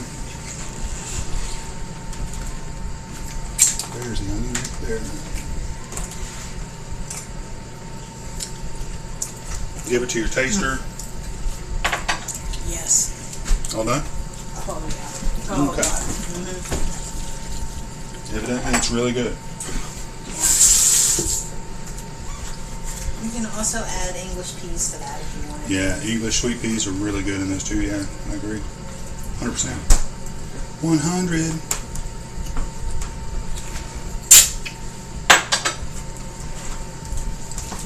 Wow. Yep. Yum. I should have wrote this recipe down a long time ago. Mm-hmm. Okay. So,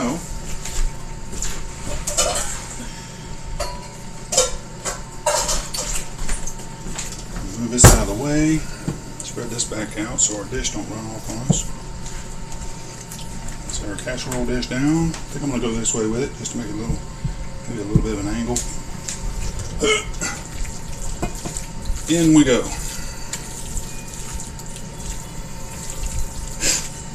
And of course you can put a little bit of breadcrumb on the top. Yeah, some Italian breadcrumbs with Parmesan mixed into it. Yep, it'd be really good. That would be tasty. I think this dish is going to be the perfect size. Look at there, you did it. You were right, honey. Oh my God. I'm so glad that's on stream. It's recorded. Alright. Now just clean the pot up a little bit. Of course, I could just give the pot to her right now and she'll clean it up. Right. There you go, baby. Little taster pot for you. Alright, so now I'm just going to smooth this out over the top. It's probably going to swell just a little bit whenever it cooks. That's why I always keep a sheet pan in the very bottom of the oven. So if anything does swell up and bubble over, it hits the sheet pan so I can clean the sheet pan. So I don't have to clean the oven every week.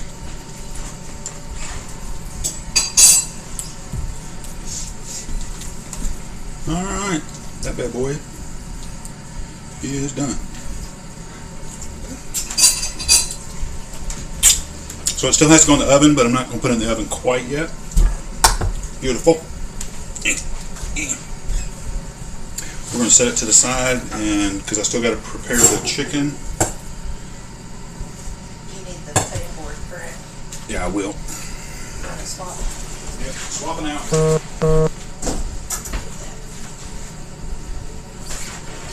Coming back over like this, and I'm going to need that for the chicken piccata, the chicken that we're going to have is going to be dredged in just a little bit of flour. It's just a very light coating.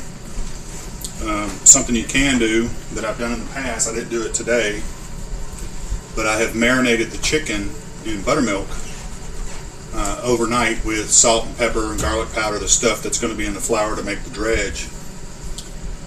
I've done that overnight or for just a couple of hours. It just adds extra flavor into it. What do you And need for the... to be completely honest, I just totally forgot about it. Where's the orange one? Need this one with the flour and the seasoning in it. Oh, there it is.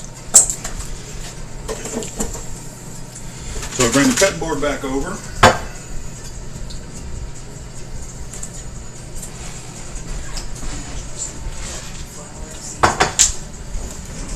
The flour, I need a cup of flour, 2 teaspoons of salt, 1 teaspoon of pepper.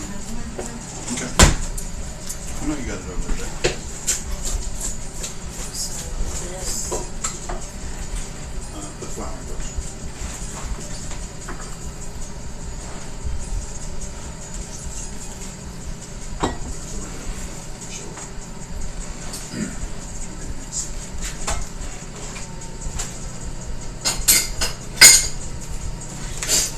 So this is what the dredge is going to be.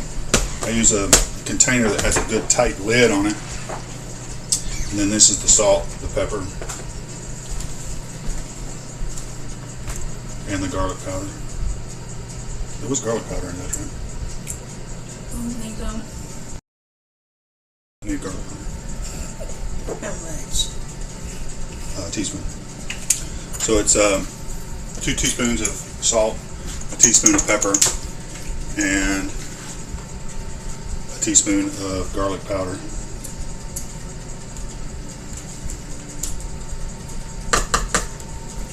And the lid.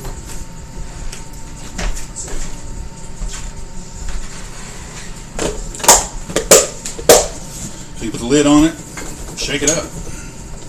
I used to put it in a bowl and use a whisk and whisk it all up to make sure it was good and incorporated, and then, you know, one day I had the epiphany. It's in a sealed container, so just close it and shake it. Everything mixes up nice and neat. So we set this aside for now. Clean out chicken.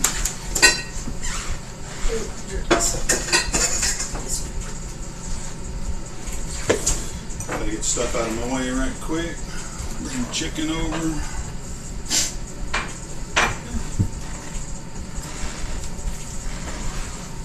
Boom. It's got a lot of liquid in it.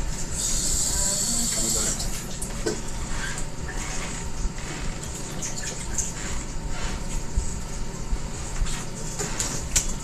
Alright, so for our chicken, what is that? Piece of corn? We're going to be cutting it in half. We're going to do a butterfly. So instead of cutting it not like this and not like this, we're going this way from the side.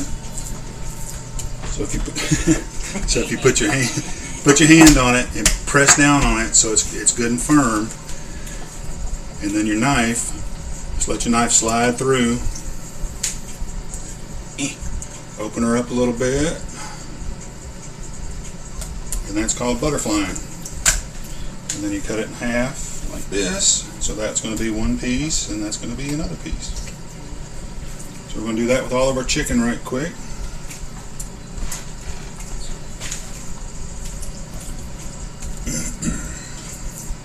You got the half of the chicken that's got that flat spot on it. That's the side that you're going to cut towards.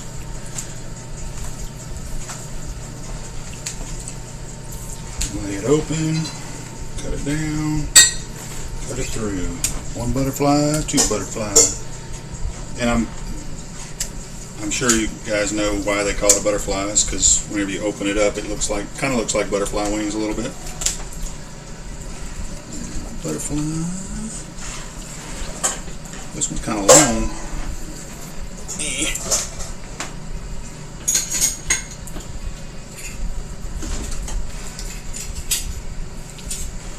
Cut it in half. That was a little thinner, wasn't it? And the last one. So there's 8 portions. Whenever you get done, I'm doing 4 breasts. And that's so that we've got some leftovers for later, if we want to have some leftovers.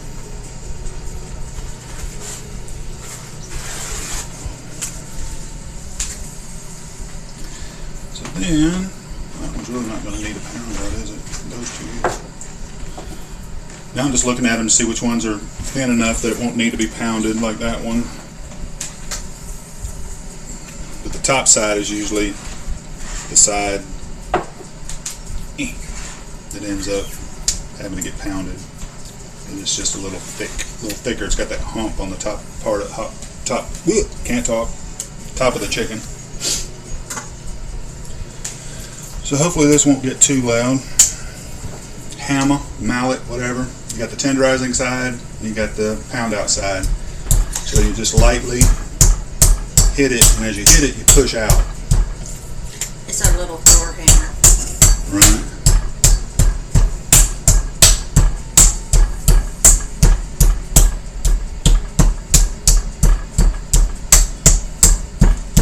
And you can put this in a plastic bag and do it, or you can put a piece of plastic wrap over the top of it.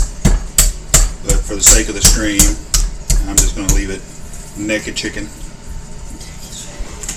And then we'll wash the hammer, of course. So you're just trying to get it to an even thickness, just like that. And that just helps you in the cooking process, so you don't, especially on something like this, a chicken piccata or a chicken marsala, you would do the same thing with a chicken marsala, and so it cooks more evenly. You don't end up with a moist piece on one side and a dried out piece on the other on the same piece of chicken, because this side could be good and moist, but this side over here that's thinner would end up drying out.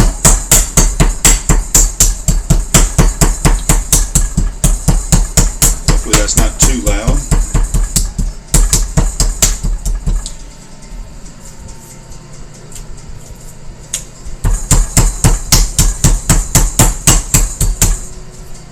This one's got that hump out there on the back side.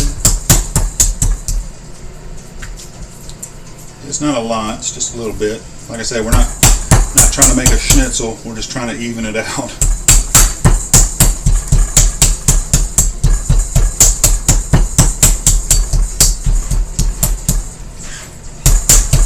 If you get all your pieces about the same size whenever you go to cook them. They'll all cook at the same time, so you can cook more portions at the same time, which is awesome when you actually want to sit down with your family at the same time and eat, which doesn't always happen. So that's the chicken all pounded out.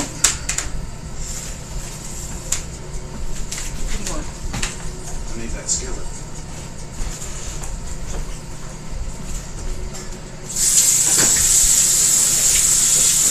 Wash my hand off right quick.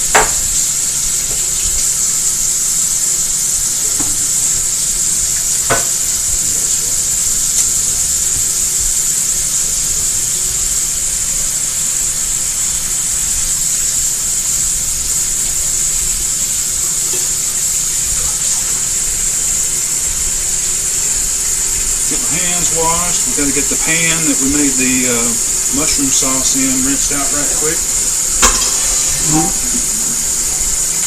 I got to remember to add the parsley into the soup. Bring our ingredients over here.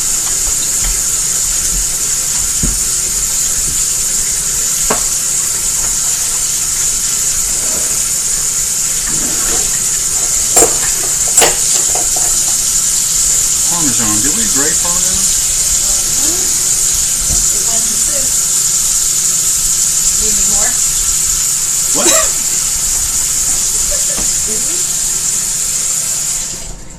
Oh no, I don't need Parmesan for this.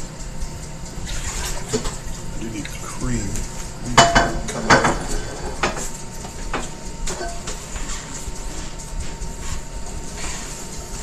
So, pan. It's going to look real familiar to the one we just used. It is. Switch cameras. Yay! Move the cutting board out. I can't do that yet.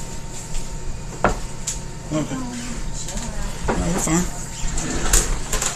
Get my tongs out. Tongs.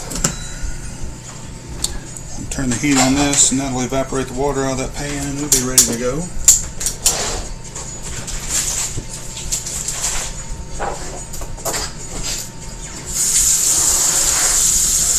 forget the casserole in there. Yeah, I was just thinking about that actually.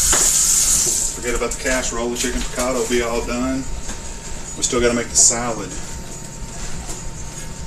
What It's did I? basically just throwing stuff together. Cucumbers. I still got to cut the cucumber up.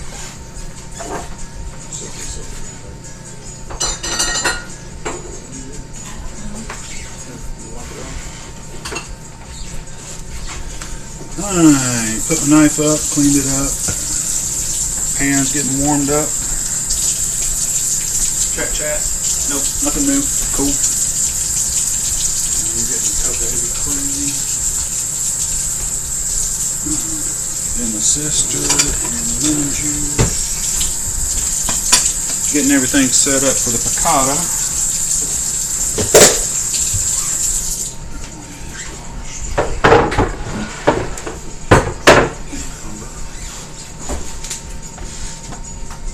How much cream? 1 cup.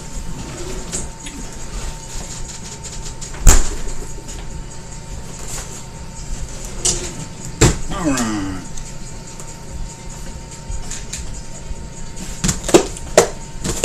Switch back camera, sorry. Point. Alright, so the chicken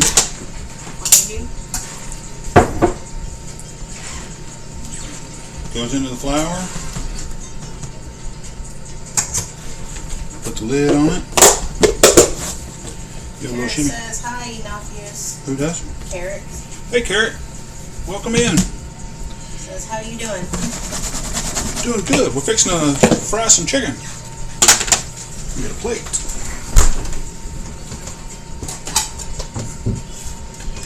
Fixing to get started on the chicken piccata.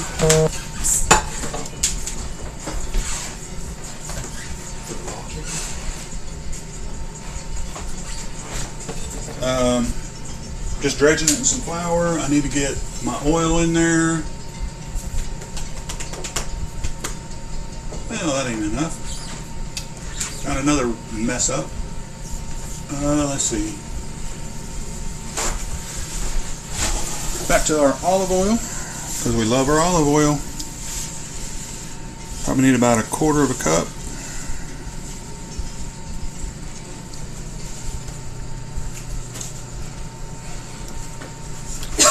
Roughly. Just eyeballing it.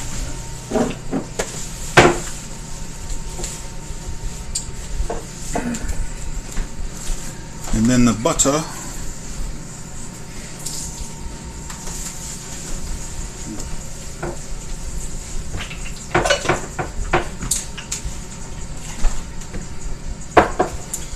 Goes there. Anywho, back over here right quick. It'll switch. It takes a moment. Yeah, it does, doesn't it? They probably see it. So in the pan, it's just the oil and the butter heating up, getting ready. About a little less than a medium heat for this range that I have found as far as whenever I do stuff like this. Let them mix together real good and get warmed up. And back to the chicken dredging. So it's just a really light coat. It's not a heavy coat on the chicken. Put it on the plate. Do the next one. Cover it up. Give it a little shake.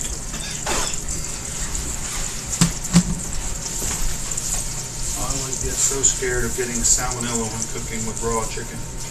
The key thing is with it, I mean, a big help is to make sure that whenever you're messing with it, see, it's the only thing that's around me right now is chicken. Nothing else, nothing that I could cross-contaminate. That's usually where people end up getting salmonella, is they go from the raw chicken to a raw vegetable product. And we have a meat towel. Right, and then the towel, this towel right here, is specifically designated for the chicken. It's the only towel that'll touch the chicken. So it's just, you know, preparing yourself in advance and putting in some fail safes, some checkpoints, I guess you could say. Going with another chicken. Oil's starting to sing over there, so I'm going to step this up a little bit. And this is just a really light coat. You can see it's not like we're doing southern fried chicken or something. It's just a little texture.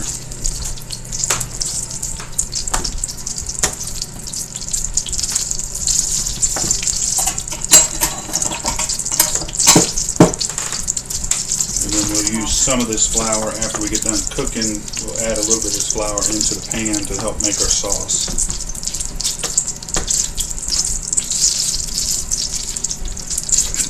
3, 4, and 5. One for Mom. One for each of the children. One for the taster. One for the cook.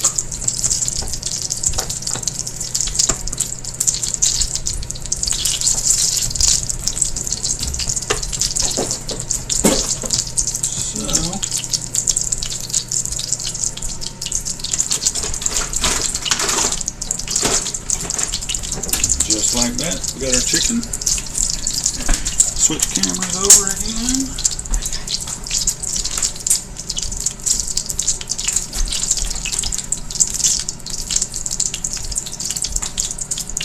Come on, camera. There we go.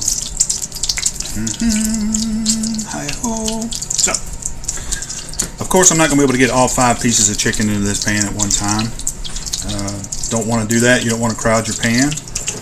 And because what will happen is your pan will cool off, and instead of crisping your chicken up, you'll just be steaming it. And I don't know if you've ever had steamed chicken before. I really don't recommend steamed chicken. But if you want to be adventurous one day and steam you a piece of chicken, see what you think about that. The other pieces, I'm just going to set them back over here on the side out of the way. And then while these first two are cooking, you get you another plate. Put you a couple pieces of paper towel on there. That's just going to help absorb any extra oil that might be stuck in there. And get that ready for the side.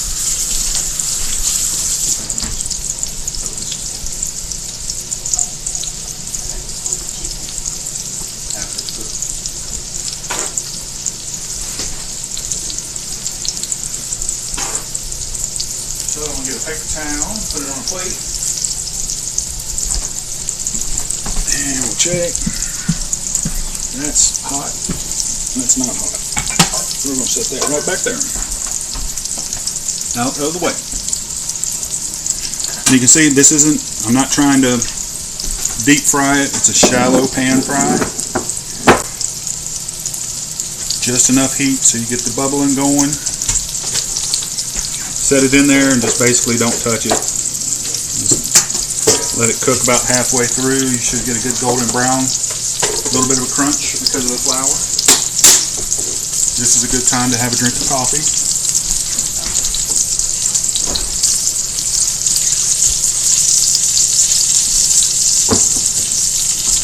Assemble the rest of my ingredients that I'm going to need, which for the chicken piccata, capers,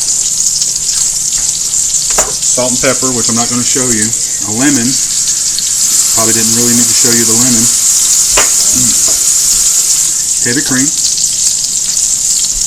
there's a lot of cream today, and then a cup of wine, dry white wine,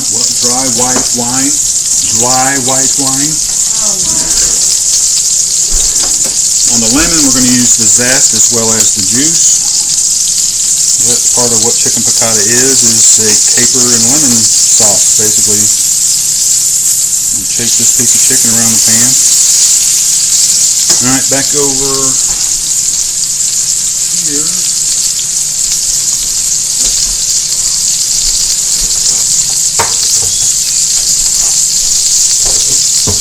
We have to set our cutting board up while the chicken's cooking, and we can cut up some of our vegetables for our little Mediterranean salad.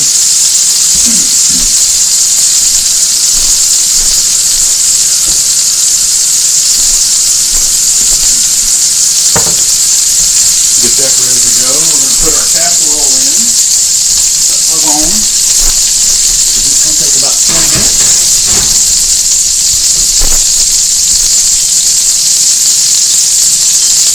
Get the timer set for that. We'll check our chicken. It's starting to get there. Getting a little bit brownish. Low, slow fry. Delicious. As far as the vegetables are concerned,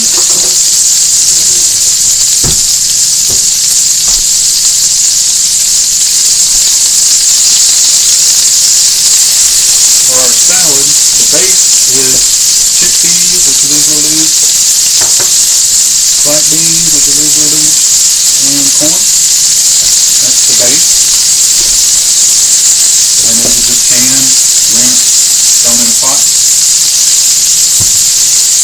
You have a little bit of spring mix, just shred it up real fine, not big leaves, just a little bit just for a base. We've got fire roasted red pepper.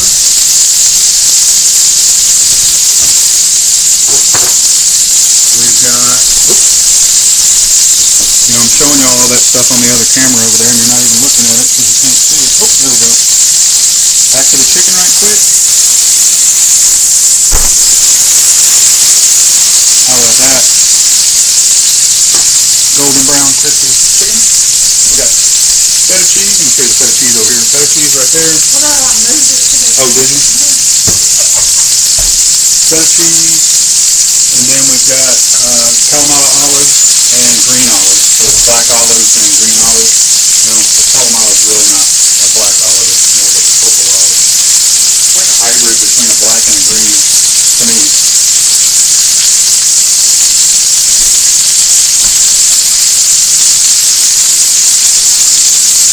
So the chicken cooking a little bit quicker because it's quicker on the other side. I'll check it right quick. That pepper stuff, I shouldn't have done that. chicken, just leave it there. It's not done cooking yet. The flour stuff a little bit on that side. And I got it on what I normally do.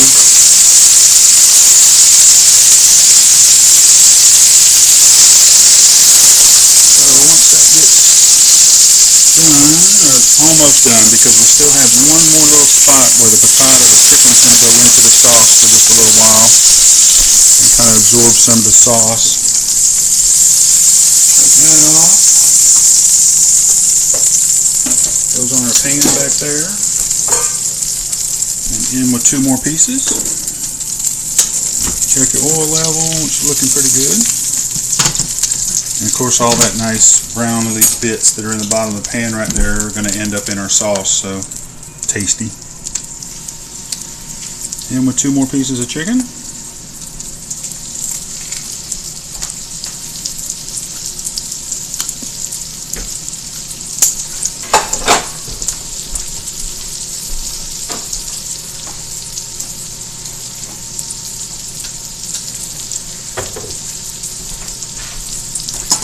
Back here. So while those are bubbling away, I'm going to work on cucumbers that are also going to be for the salad.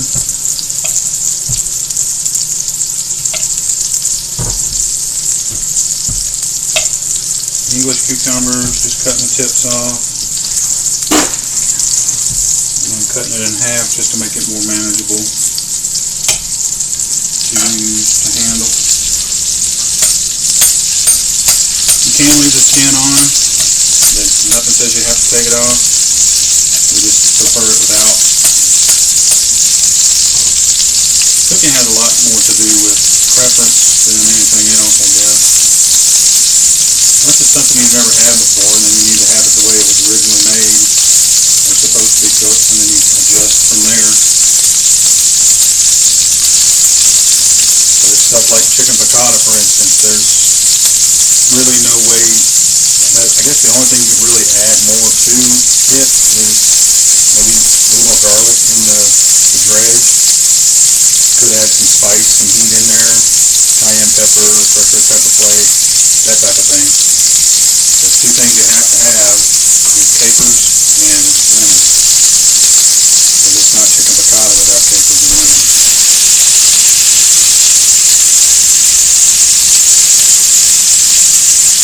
And cucumbers. You can take the seeds out, leave the seeds in. These for the, what was it? What's that Powerball thing that we did a couple weeks back? Yeah, the Mediterranean warm bowl, you take the seeds out because you don't want a lot of liquid, excess liquid coming from the seeds, messing that up. But for this salad, I'm going to leave the seeds in and just cut them in half and then dice them from there.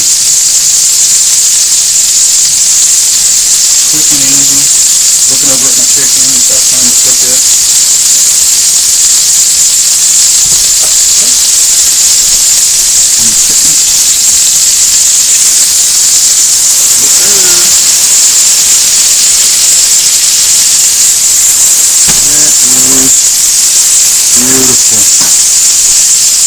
Back over to my cucumbers. The way that camera works, folks. Tell you what. She's over there doing something. She's crumbling up cheese. What are you doing? Yeah, she's crumbling up cheese. She's working the cameras. Telling you what. Like I said, for these cucumbers, I'm just going to cut them in half long ways. And then dice them. And I'm quickly remembering why I very rarely ever use a paring knife. I need something to put this in.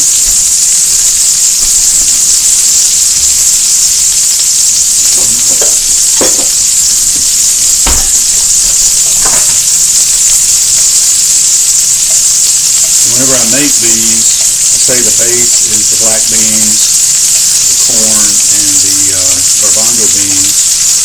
16, depending on where you're from, I guess. That's the base.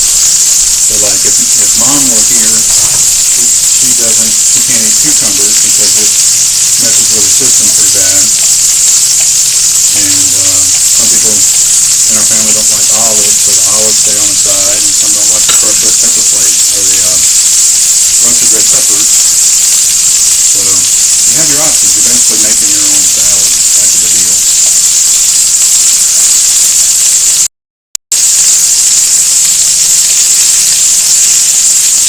Eyeball my chicken again. Getting pretty close.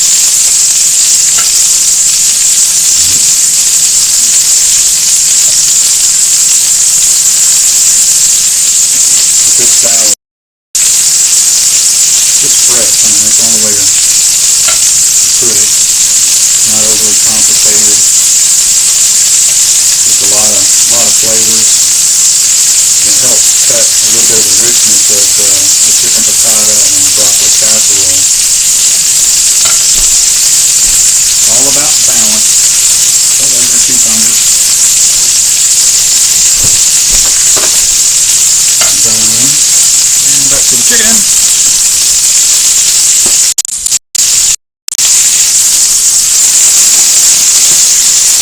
Beautiful. Take it off. Put it on a picture back here in the back. And check our oil. And we should be good for the last piece. And the very last piece. Whoa! I about pulled that pan out on the floor. That would not be good. That scared the crap out of me. That would have hurt. Yes. Our last piece of chicken goes in.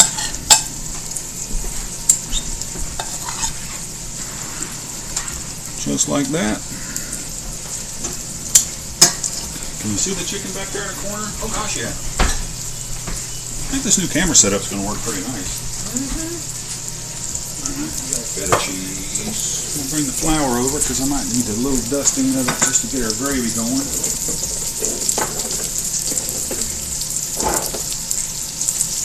Once that piece of chicken gets done cooking, casserole's in the oven, so it's good to go. Dressing. Need a little bowl.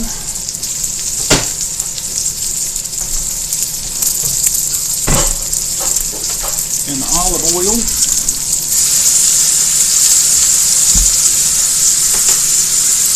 starting to smoke a little bit, isn't it? Oh boy, it's about gone.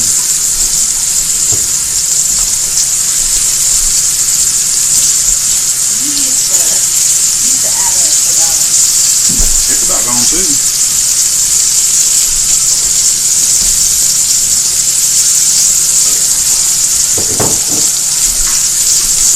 So the dressing, pretty simple. Where's my these on? I'll flip back over to the cutting board. Let me check that piece of chicken. The last piece of chicken has a tendency to cook a little quicker than the rest. So I'm going to flip that bad boy.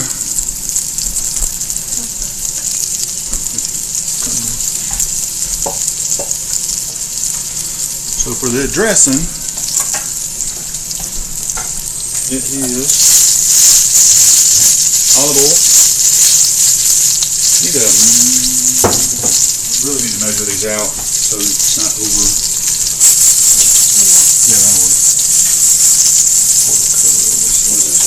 Yeah, that'll work. No, I can use this. So this is one of those things that you kind of got to be a little bit precise about. Otherwise the dressing comes out all funky. This is a half a cup measuring cup, but I'm only going to use a quarter of a cup of olive oil. Because it's not a heavy, it's not a lot of dressing, it's just a light coating that you're putting on there. So a quarter cup of olive oil.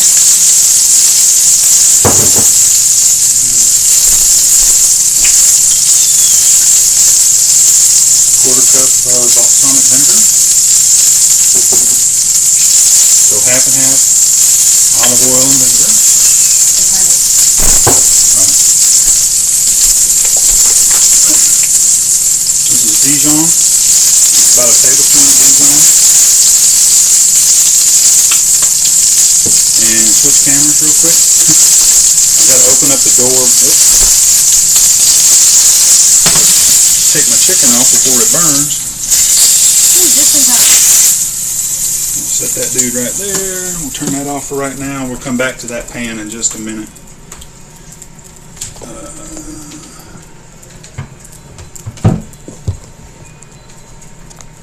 And then last but not least, some honey.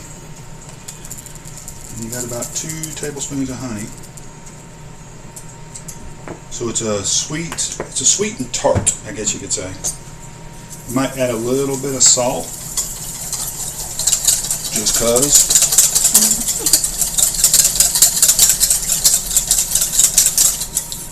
But the Dijon mustard is extremely important because you've got oil and you've got vinegar, which don't mix, right?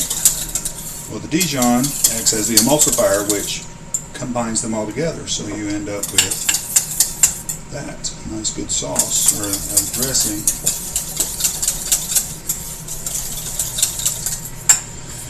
And then you stick a finger in there. Ooh, it's nice and bright. Stick another finger in for the taster. I don't think it needs anything. I don't think it does either. And see, there's only, there's barely a half a cup here.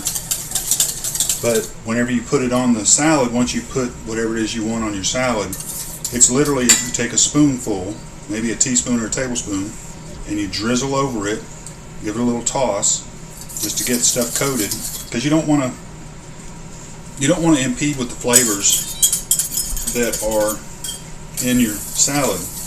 You don't want to taste just the vinegar. You don't just want to taste the honey. You just want to have little hints of it. Of course, the acid in the vinegar helps open up your palate, brightens up flavors. So that's the sauce. Set it back here, wash the knife off. Wash the towel. I ain't doing too bad on dishes this week. We're not done yet. That's true. Alright, so we'll put that back in there. These are the tomatoes. There's some oranges, some reds, and yellows. These are just little cherry tomatoes that I cut in half.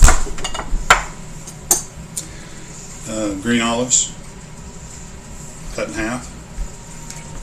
And then Kalamata olives. Kalamata. I'm going to hurt myself trying to say that word. Yes, you are. So we'll get that. Cucumber.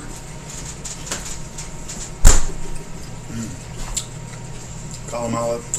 That. It's those right there. See, read that word. Kalamata. There you go. So you mix and match with whatever it is that you want to put in there. And make your own salad. Of course, we got parsley you can sprinkle on at the very end too. So, back to our pan.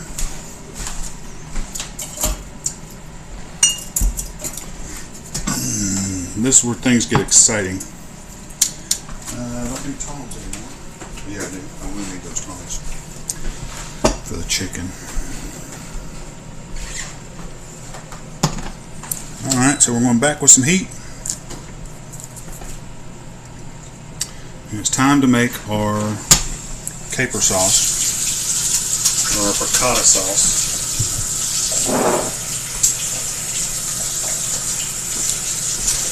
So I need a little bit of butter. Just kind of got to get the fat content back up a little bit because I'm fixing to throw some flour in there to help thicken things up. So we're going to add a tablespoon and a half of butter.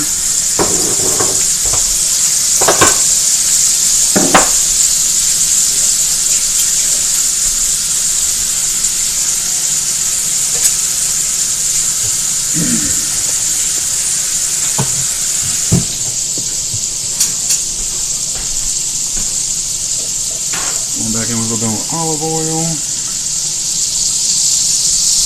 And that's going to be the base of our gravy, basically. Mostly.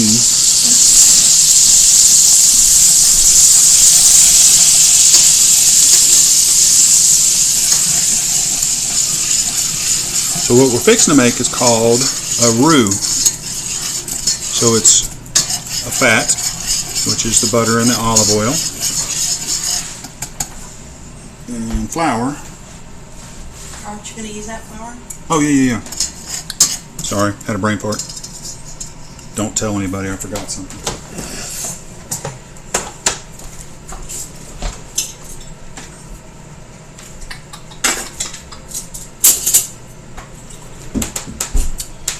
So the flour, this is the same flour that we tossed the chicken in. It's already seasoned. It's got the salt and the pepper and the garlic powder in there. And we're going to put about 1/4 cup, so that's about 1/8 cup. And then another 1/8 cup.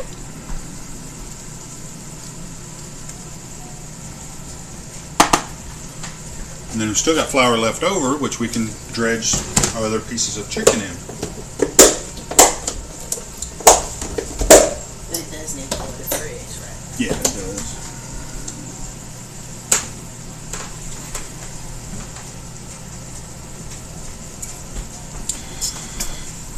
So to make a roux, flour and fat, mix it all together. And cooking the flour, basically frying the flour, I guess you could say.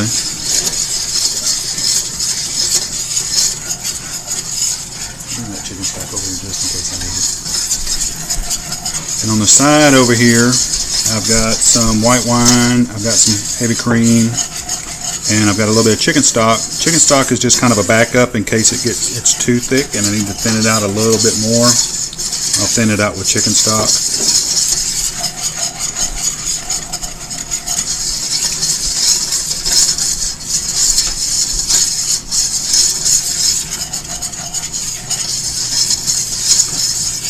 Oh, snap. And if we're going to take our pictures right there, we're going to have to move all that stuff. I'm going to shred that up, don't I? No. Okay. So you're cooking the flour out, just kind of getting a little color on it so it doesn't have that, you don't want it to have a floury taste. Floury. Floury. It's a word. So we're going to let that cook just a little bit.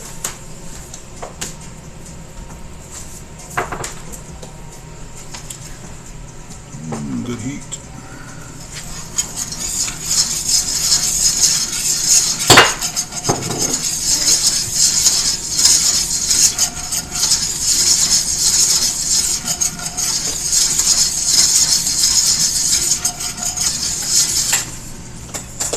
Good stuff.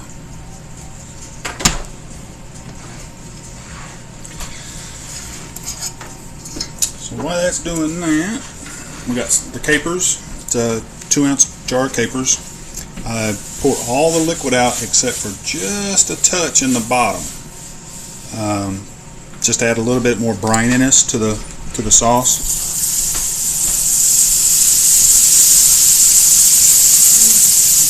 So we're going in with our capers. Get them warming up. They don't take long to warm up because they're teeny tiny. They're teeny tiny. And you can already see it's trying to make a sauce just with that little bit of liquid that was in the capers. You got them bits that are all stuck to the bottom of the pan right there, which is where our wine comes in.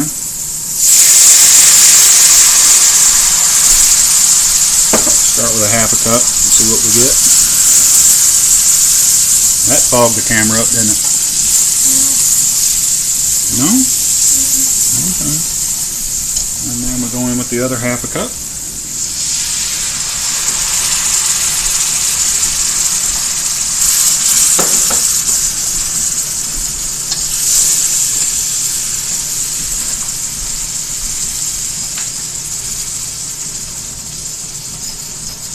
There, now you can see that sauce starting to come about. See how thick it is?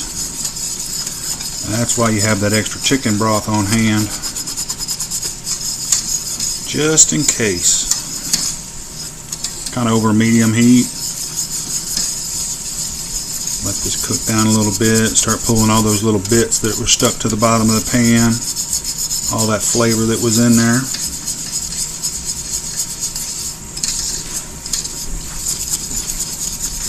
some over here that needs to come up, just like that. And then we're going to go in with a little bit of chicken stock, just to help thin it out just a touch. Stir that in. This is just all about building the sauce. It's not, can't really rush it or anything like that. It's just got to take its time and come together.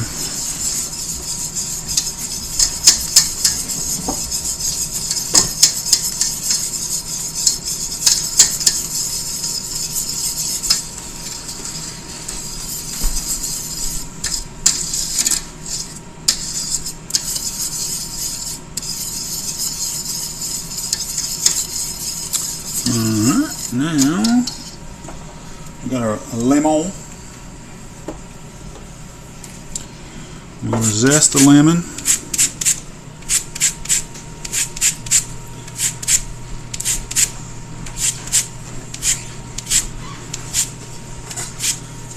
I use the zest of the entire lemon and the juice from the entire lemon. The recipe calls for half and half, but since I'm making extra portions and actually making twice as much as what is needed, that's why. So, but again, if you want to make it lemon, you can do a single recipe, but do the whole lemon and the whole zest, and it'll be lemon.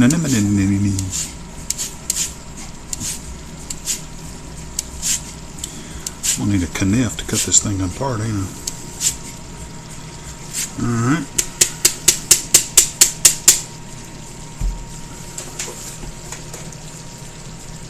Yeah. I need a knife. Hold on, gotta get a knife. Ooh. Give me the pair of knives. Knife. Stirring in the lemon zest. Cutting the lemon in half.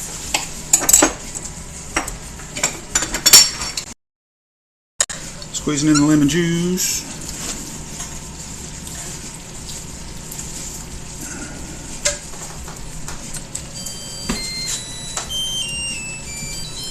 That is the casserole. We're just going to cut the heat off on it and let it sit in the oven, finish up. Oh, that looks horrible. Oh my gosh, smells horrible too. Oh my god.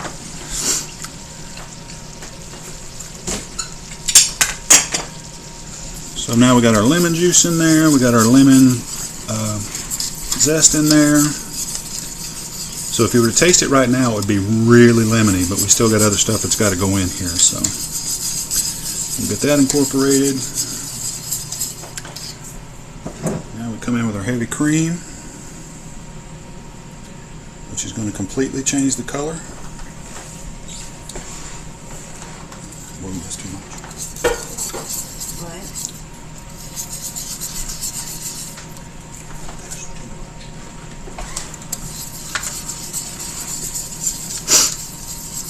Get the cream incorporated, and then we'll see how thick it is. We'll probably have to add some more chicken stock.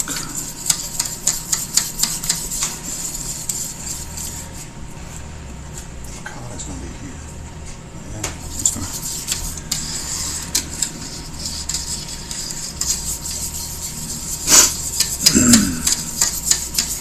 Still a little bit thick, so we're going to thin it out some.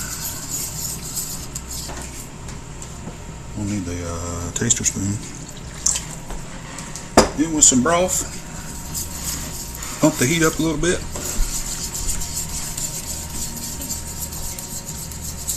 Did I lose her? No.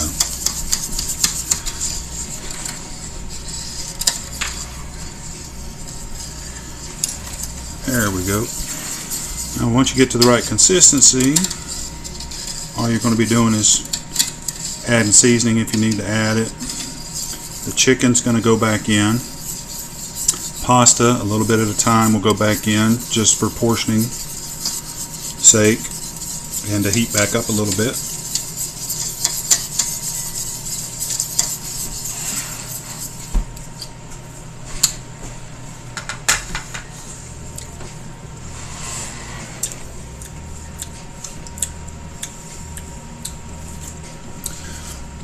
So I'm not even going to let her taste it. I know it needs salt. A little more pepper. Can't really taste the pepper at all. Give it a stir. Good lemon flavor, good caper flavor. And that's why there's really no salt in this. You know, inside the flour, yes, but as far as with all the extra liquids that have gone into this, you don't want to add salt until the end because the capers are in a brine, which is salty.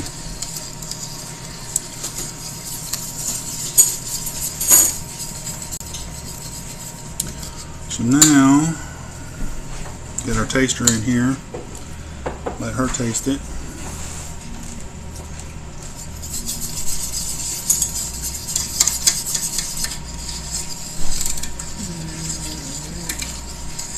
Well, salt?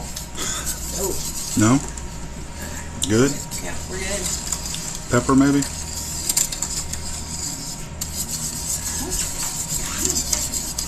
Nothing? Does it need a little bit of stevia maybe? Sweetness? Yeah. Have I ever done that? I don't think I've done that before.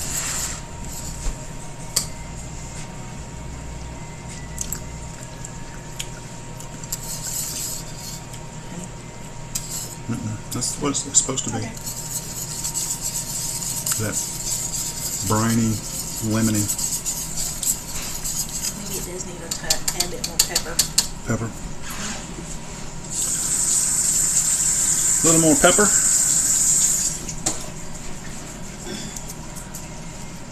And we'll let that sit there for just a minute. Stir that back in. Then we're going to add chicken breast back in and some pasta.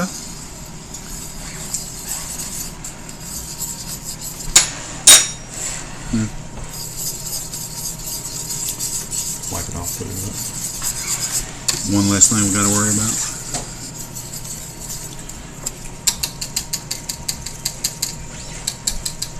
Come over with the whisk.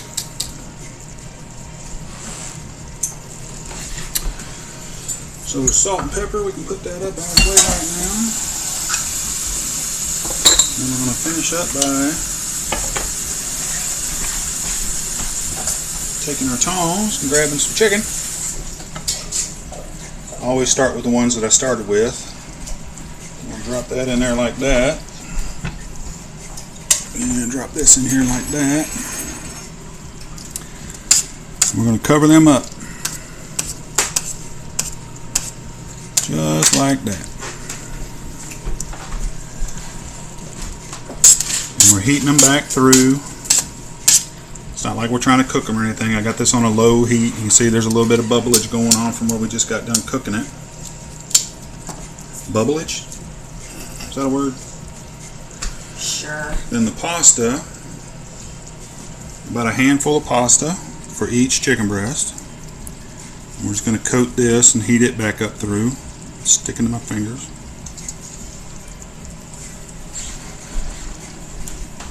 Cat says looks good.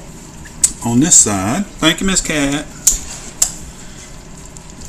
And we're just going to submerge that down in there, and it looks like, you know, we're going to be taking all the sauce out, but trust me, whenever I pull this out, I use the tongs, pick it up like that, let sauce drip off on it. So I just want the noodles coated.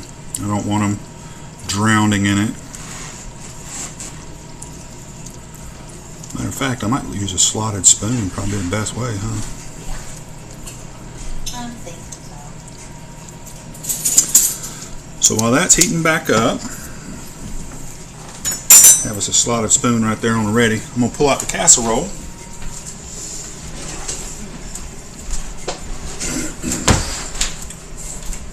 Get my hot hand. And I'll show it to you here in just a second.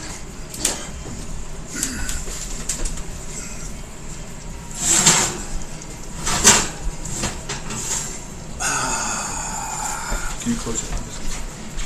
Thank you. That is the hot casserole. Okay. And the only thing we're going to do with that is we're going to sprinkle a little parsley over the top. So.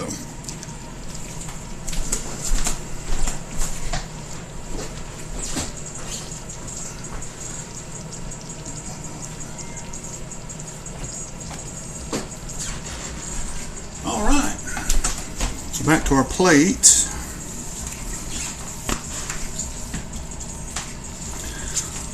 Just heating the pasta up, heating the chicken back up.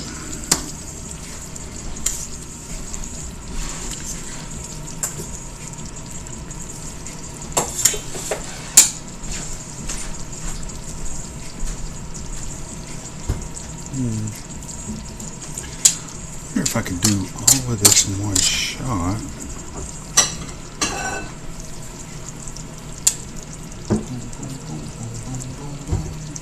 I bet you that would work. The big pot right there that I put the pasta in, baby? Mm-hmm. Can I have that back? I gotta get chicken. Oh, okay. You can clean it. Oh, it doesn't need clean because I'm just putting the pasta back in it. Because see, that's going to have too much sauce on it, and I got to thin that out. So if I put the pasta in that pot and then put this pasta in that pot and mix it all up. This ain't more chicken. Oh, never mind, don't worry about it. Thinking on the go, guys. Thinking on the go, that's all. Do you want this to put it in? Yeah. No. No. I got it. I know what I'm going to do.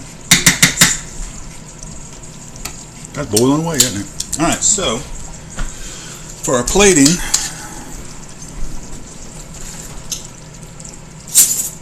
how about that for a plate? And get our pasta. Shake off as much sauce as we can.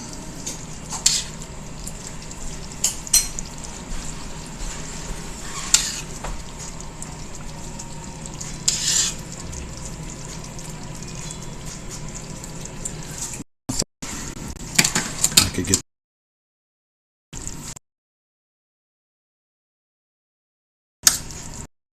yeah, that's taking too much sauce out. Well,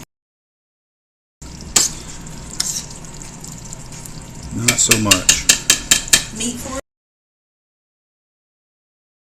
Not hard enough. I don't know. We'll have to experiment around with this a little bit.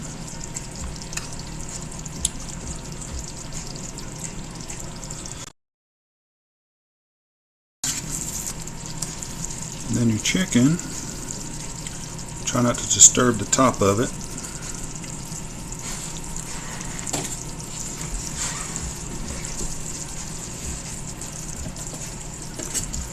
Like that. And I'm going to switch cameras. I think. Yep. This is our salad we're going to be building here in just a second. So you got your broccoli casserole on the side.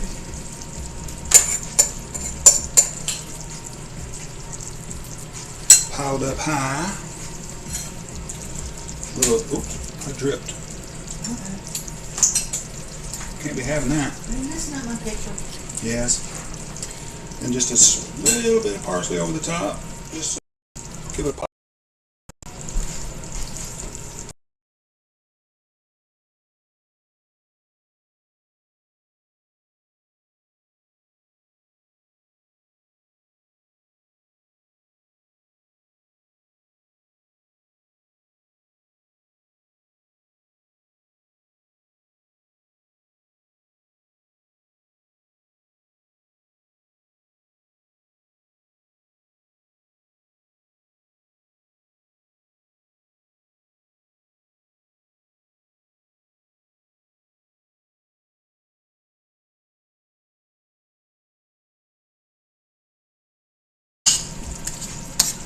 Not yet. I think it might have.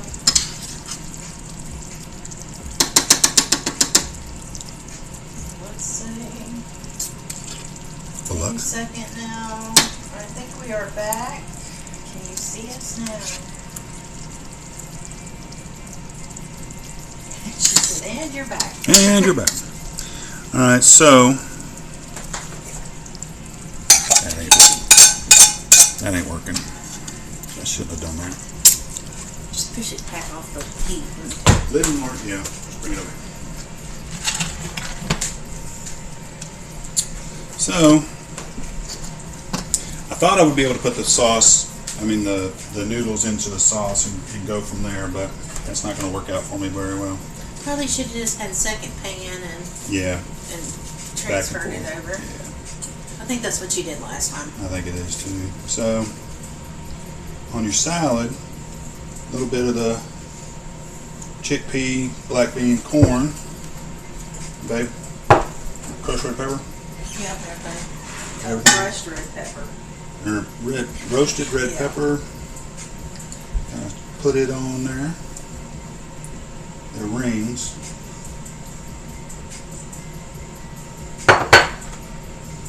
Whoops. A few cucumbers. And some tomato.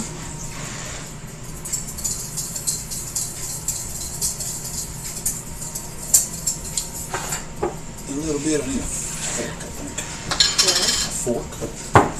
It had a little bitty one. Where'd it go? A little green olive on the top right there, like that. Beautiful, beautiful.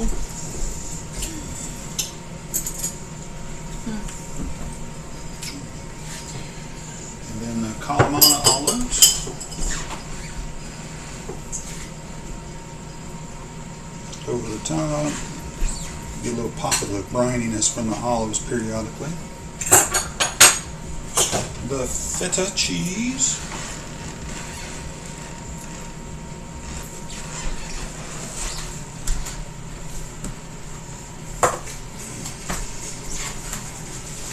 And last, but not least, whoops, I dropped feta. Hold up, folks, we got a feta disaster going on. Bad cheese. Bad cheese.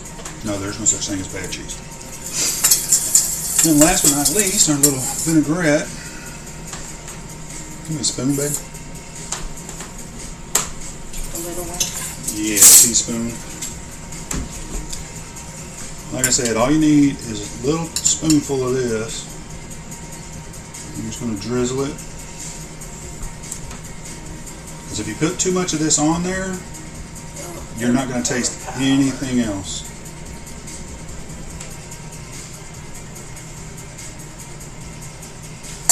So just like that, you've got chicken piccata,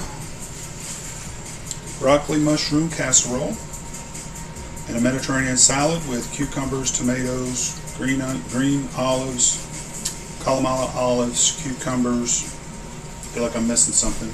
The roasted red peppers, corn, black beans, Onion, chickpeas, and you could put red onion in it, but the red onion, to be honest, kind of has such a strong flavor that it takes over.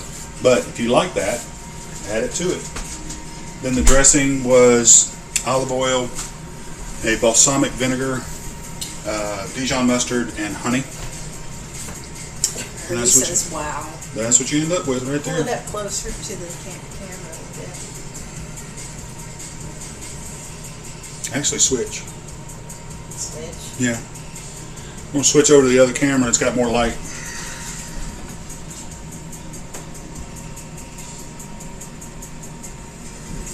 So there you go. All kinds of goodness up in there. Delicious. Cool. Back over here. Get that off of there. All right, guys. Appreciate everybody coming in. Yep. Mr. Herbie, Miss Beanie. Hope y'all have a wonderful day. And Carrot. Oh, yeah. Carrot, you're the man. Guys, y'all have a great day. And we'll see y'all next time. And it's time to eat. It is time to eat. Bye.